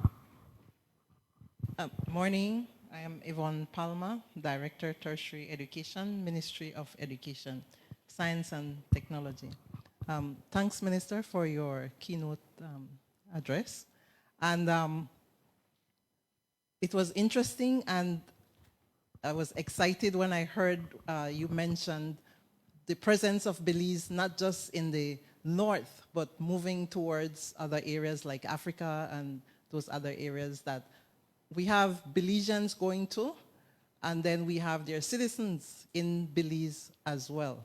Because having visited Africa recently, I know that a lot of the Africans don't know where Belize is. They've never heard of Belize. And there's so much that Belize can benefit from what the Africans are doing, not just in education. Well, education for one, in terms of teacher education. There's so much they're doing in terms of getting their teachers qualified, having the competencies that they need, and the many universities that they have, that I think collaboration of the University of Belize and the other universities that we have in Belize, they can benefit from what Africa has to offer. Culture as well, and technologies that they have in terms of agriculture. So it's exciting news, Minister. It's good to hear that this is something we want to do as Belize moves forward after 44 years of independence. Thanks. Thank you, thank you. Minister, where would be, if we could afford it? We're a small country, embassies are expensive, but where would be the next two embassies that the ministry would want to see Belize represented, or countries, I suppose, yeah?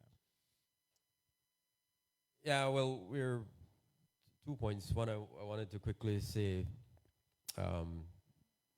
Dr. Palmer, we are very committed to deeper engagement in Africa. Very recently, we had a CARICOM Africa Summit a few weeks ago, CARICOM Africa Summit. The whole objective is to deepen and strengthen relationships, a recognition of the changing global world order, and a recognition that we have to work together, South-South cooperation. We have to work more effectively and meaningfully together.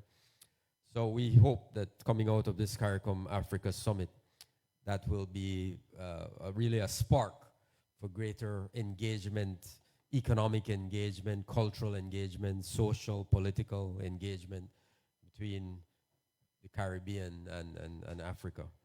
In terms of moving forward, we really are working already on some new embassies. We opened last year in Guyana to deepen our engagement in that community, in that country. Really, we're looking now at 3 areas. We're looking at the Middle East. We're looking at Geneva, where we think we need a full embassy. So much, as you know well, so much happens there. So much happens there, and Geneva is central to a lot of, decision making. So Belize is looking to open an embassy in Geneva in 2026. We're looking at the Middle East. We're looking at about 3 different countries in the Middle East. We'll make a determination on that later this year. Cabinet will have the final say on that later this year or early next year, where we go. And then Africa, we certainly want to, over the next 12 to 18 months, open an embassy in Africa.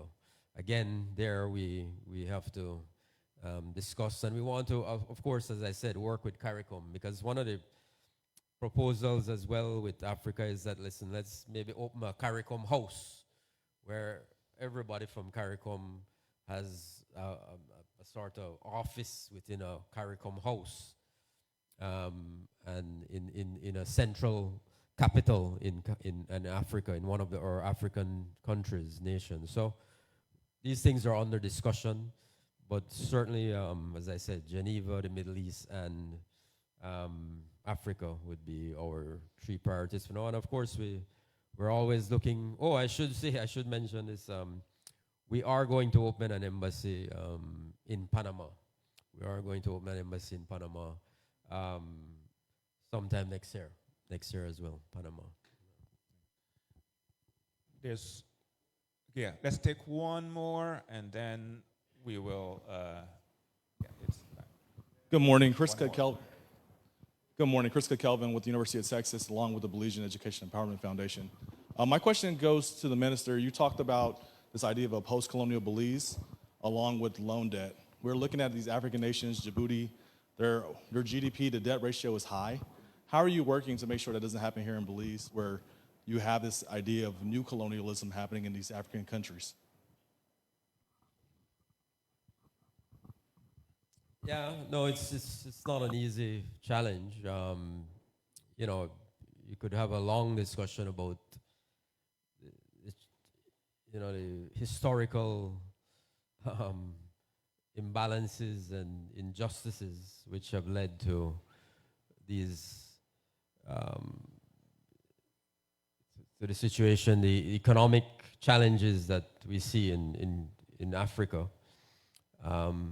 They're grounded in many historical injustices and inequalities, and a system of oppression that really has made it, in many respects, impossible for some of these countries to develop meaningfully.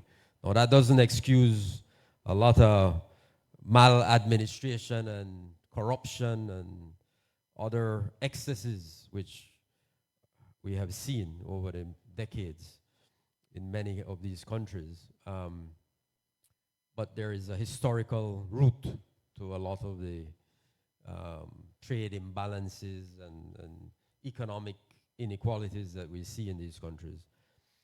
For us in Belize, it's in a small economy like Belize, we always have to be vigilant when it comes to the management of our economy.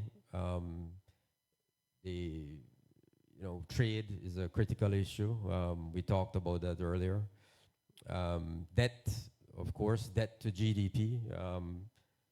We say it all the time, but we're very proud of the fact that over the past 5 years, we have been able to, in a structured, responsible, progressive way, reduce substantially the Belize's debt to GDP ratio from 133% in 2020 to now where it's around 60%. So a substantial reduction, and that has meaningful implications for economic growth and development.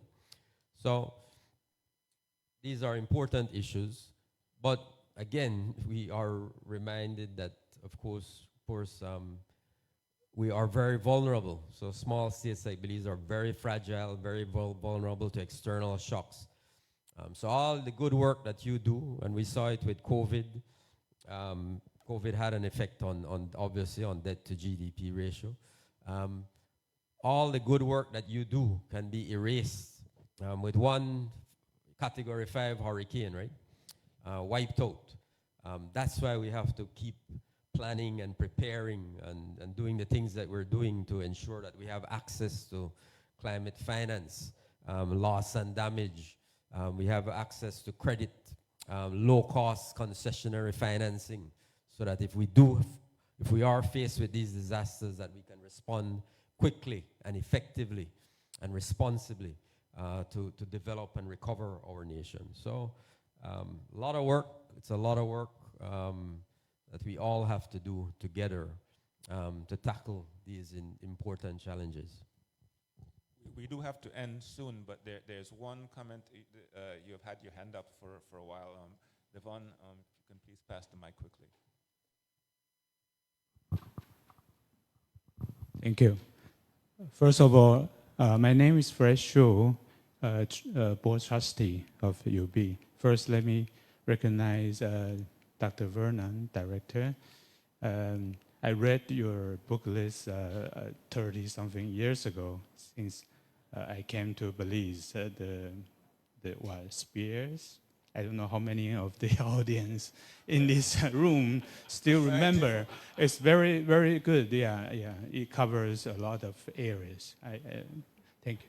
But mainly, I like to take this opportunity to thank the Minister for your firm statement in support of Taiwan. Not just because I came from Taiwan 30 years ago, just a few months after the Belize establishing the relationship with Taiwan. But I found that the Belizean people in particular is very friendly. They are very friendly. And then I take example. 2 weeks ago, I attend a funeral service of my friends in Cayo. And then in that occasion, I found a lot of Belizeans came to the podiums to give testimony, to thank the passing member of their community, which is a Taiwanese girl. They say a lot of things, Cancer Society, a lot of representatives saying a lot of good things about the Taiwanese contribution back to the community, particularly during the COVID pandemic time. So this is what I appreciate, that not just the government to government, but people to people. So then, and also I want to add to culture. I think religious is also one of the big components of this Guatemala issue. I remember years ago when this issue became high tensions. I believe at the time there are groups of pastors and priests. They come together with from Belize with Guatemala. They come to talk this issue and worship together. And then to see, this is another element I think is very important. But I also have a question to the minister. I think we have been discussing for quite some time about this.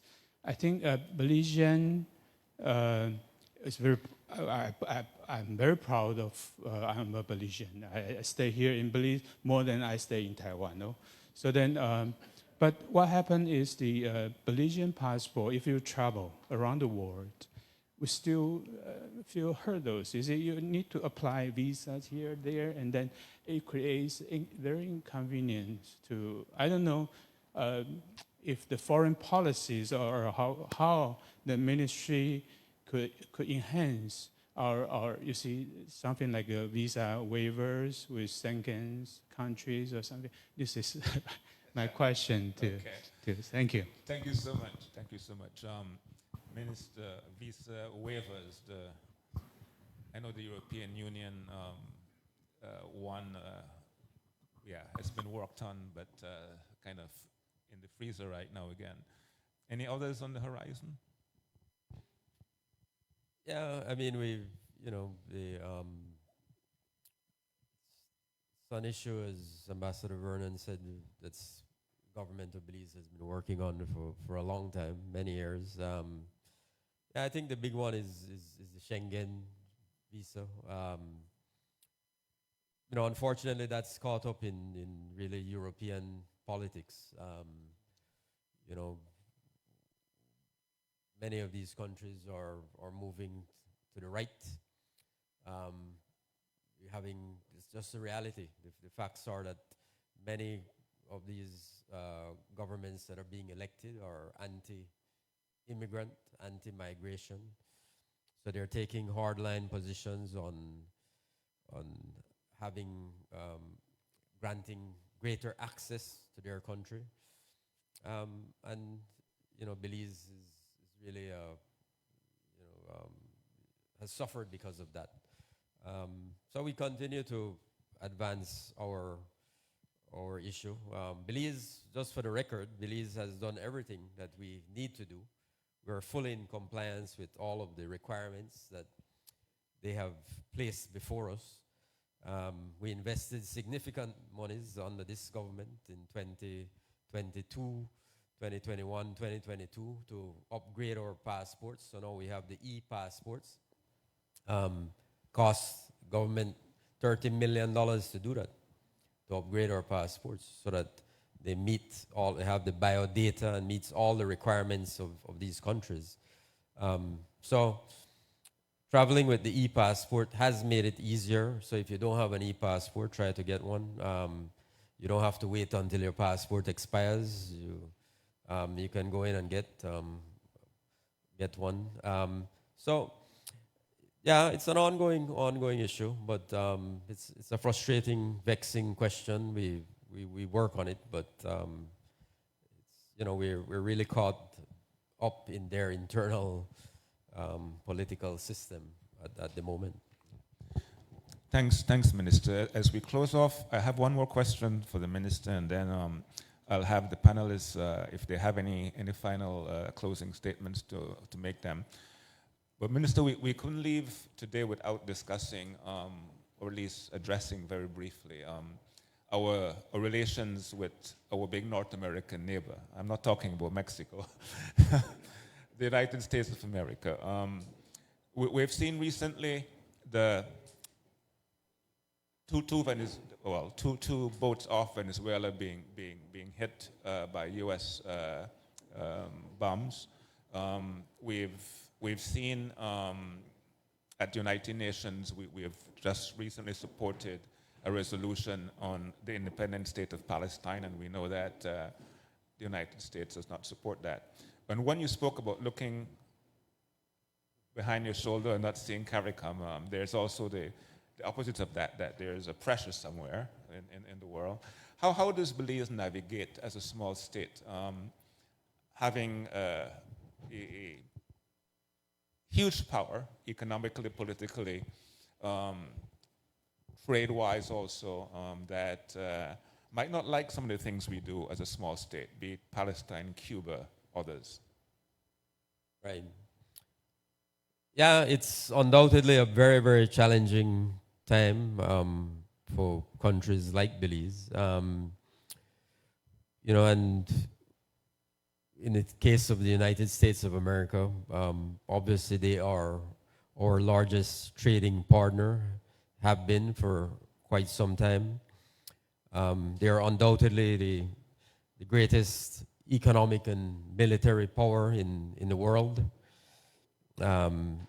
So they do exert tremendous influence on other countries.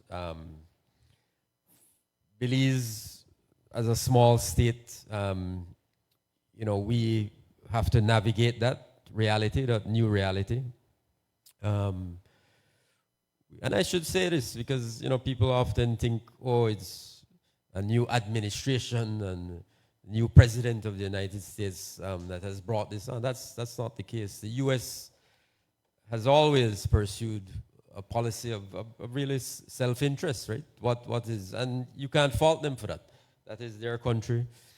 But that has always been the case. They have pursued a policy of advancing their national interests. And where they don't feel that you are aligned with their national interests, they say so. We are small, but we are proud people, and we are principled. We have consistently said that, our foreign policy, and this has been the case of, regardless of which party is in government in Belize, we have maintained a principled foreign policy in terms of saying, listen, we want to be friends with everyone. We want to be respectful of everyone. All we ask in return is that you respect us as well.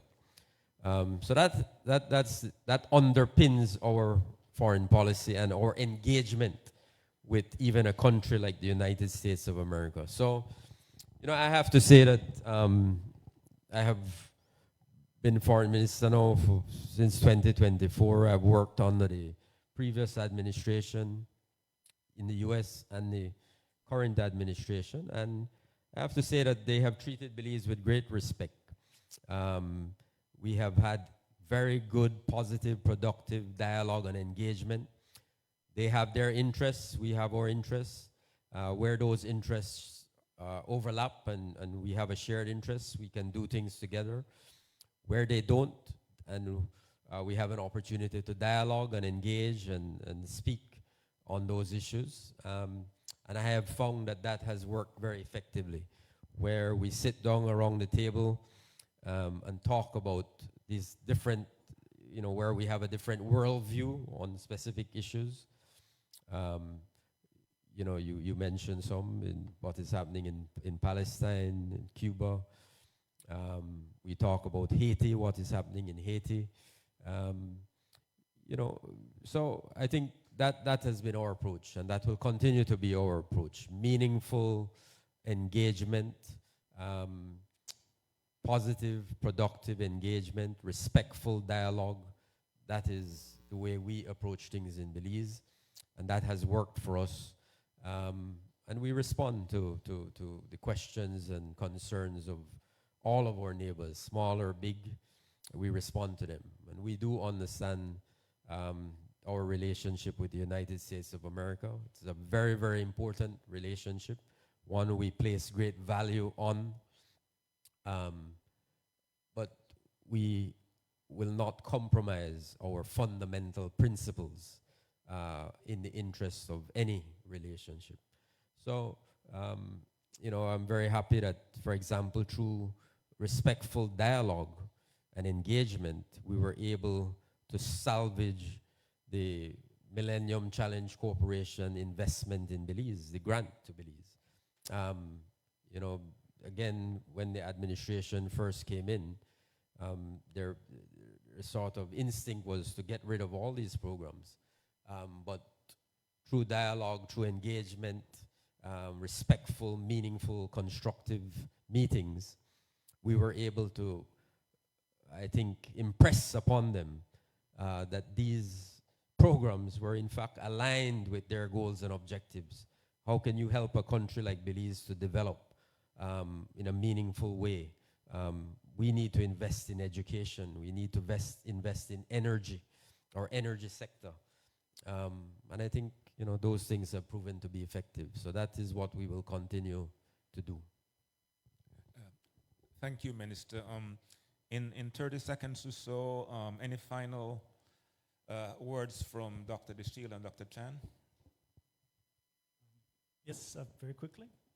First, well, I appreciated the gesture to the past that the whole panel actually made, and even the words from UB President Palacio invoking George Price, and the point that we had this internationalization from before independence that now persists today in our current policies in engaging these issues. You quoted from some speeches, or a speech of George Price. I know with my colleague Delmer Sib, who might be here in the audience, been looking at some of those recently, and especially ones, I think it was a National Day address in '64, where he was addressing some of the criticisms that internally for Belize in tackling or even going for independence, that the country's too small. You know, this was a recurring claim, and the people too few to attempt something like that.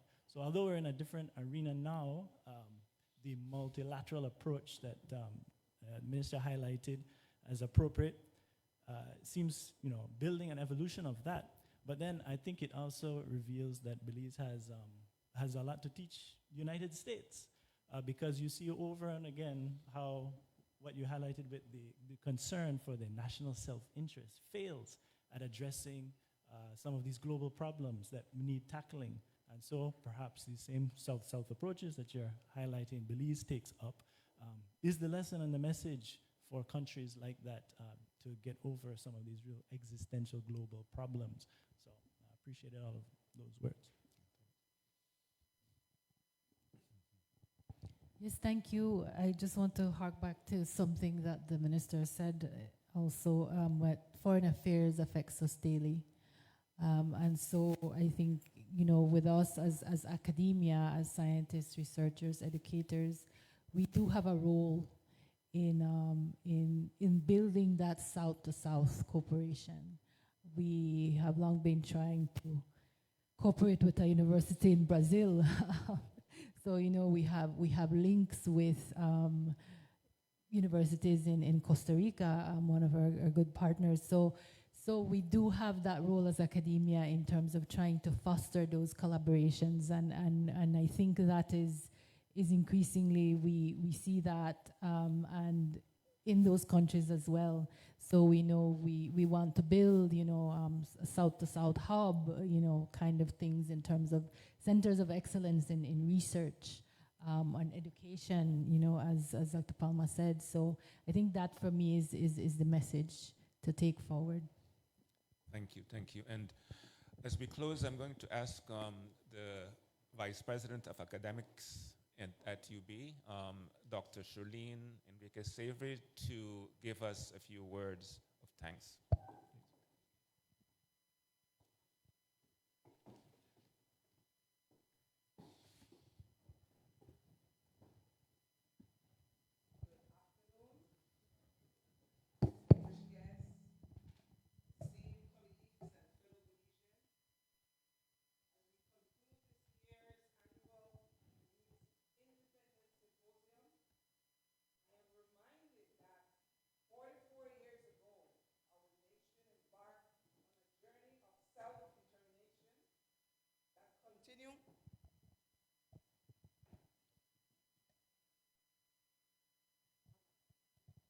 That continues to evolve with each passing years.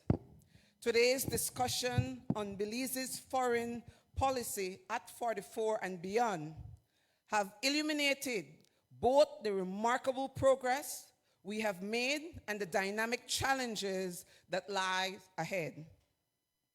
I extend our deepest gratitude to the Honourable Francis Fonseca, our Minister of Foreign Affairs, Foreign Trade, Culture, and Immigration, for his insightful keynote presentation that has provided us with a comprehensive understanding of Belize's strategic positioning in an increasing complex global landscape. Your leadership in navigating these waters is invaluable to our nation's continued prosperity. To our distinguished panelists, Dr. Ivis Chan and Dr. Christopher DeShield.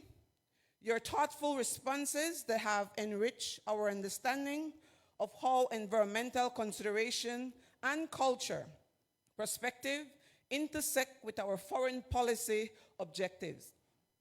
Your contribution reminds us that true policy excellence emerges from diverse voices and multidisciplinary thinking.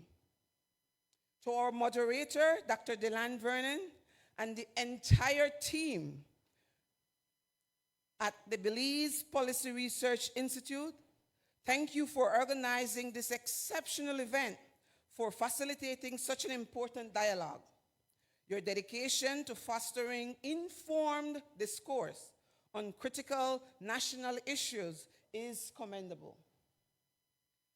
I must also acknowledge our esteemed president, Dr. Vincent Palacio, whose welcome remarks set the tone for today's meaningful discussions, and whose vision continues to position the University of Belize as a center for academic excellence and national discourse. To our media partners, Love FM, and all members of the press who have covered this event, thank you for ensuring that the insights shared today reach every corner of our nation. Your commitment to informing the Belizean public strengthens our democracy and civic engagement. As we reflect on the priorities, challenges, and opportunities discussed today, let us remember that Belize's foreign policy is not merely about diplomatic relations. It is about securing our sovereignty, protecting our environment, promoting our culture, and ensuring prosperity for all Belizeans. The conversations we have had today will undoubtedly contribute to the informed decision making that will guide our nation forward. The University of Belize is proud to host this symposium as part of our commitment to fostering critical thinking, academic excellence, and civic engagement.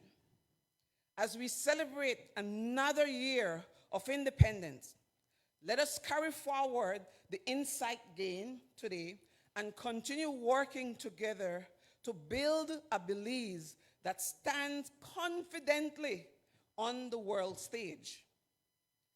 Thank you all for your participation, and as we continue to honor our past while boldly embracing our future, God bless you all, and God bless Belize.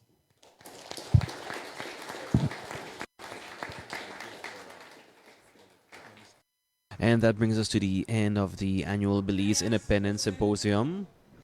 Stage as we And as we mentioned, we've come to the end here at the conference center at the UB campus in Bamopan. And on behalf of okay, so we're seeing that just giving a small token of appreciation to Honourable Francis Fonseca. And that brings us to the end, as I had mentioned, on behalf of myself, William Usher, and Jonathan, we say thanks for choosing love.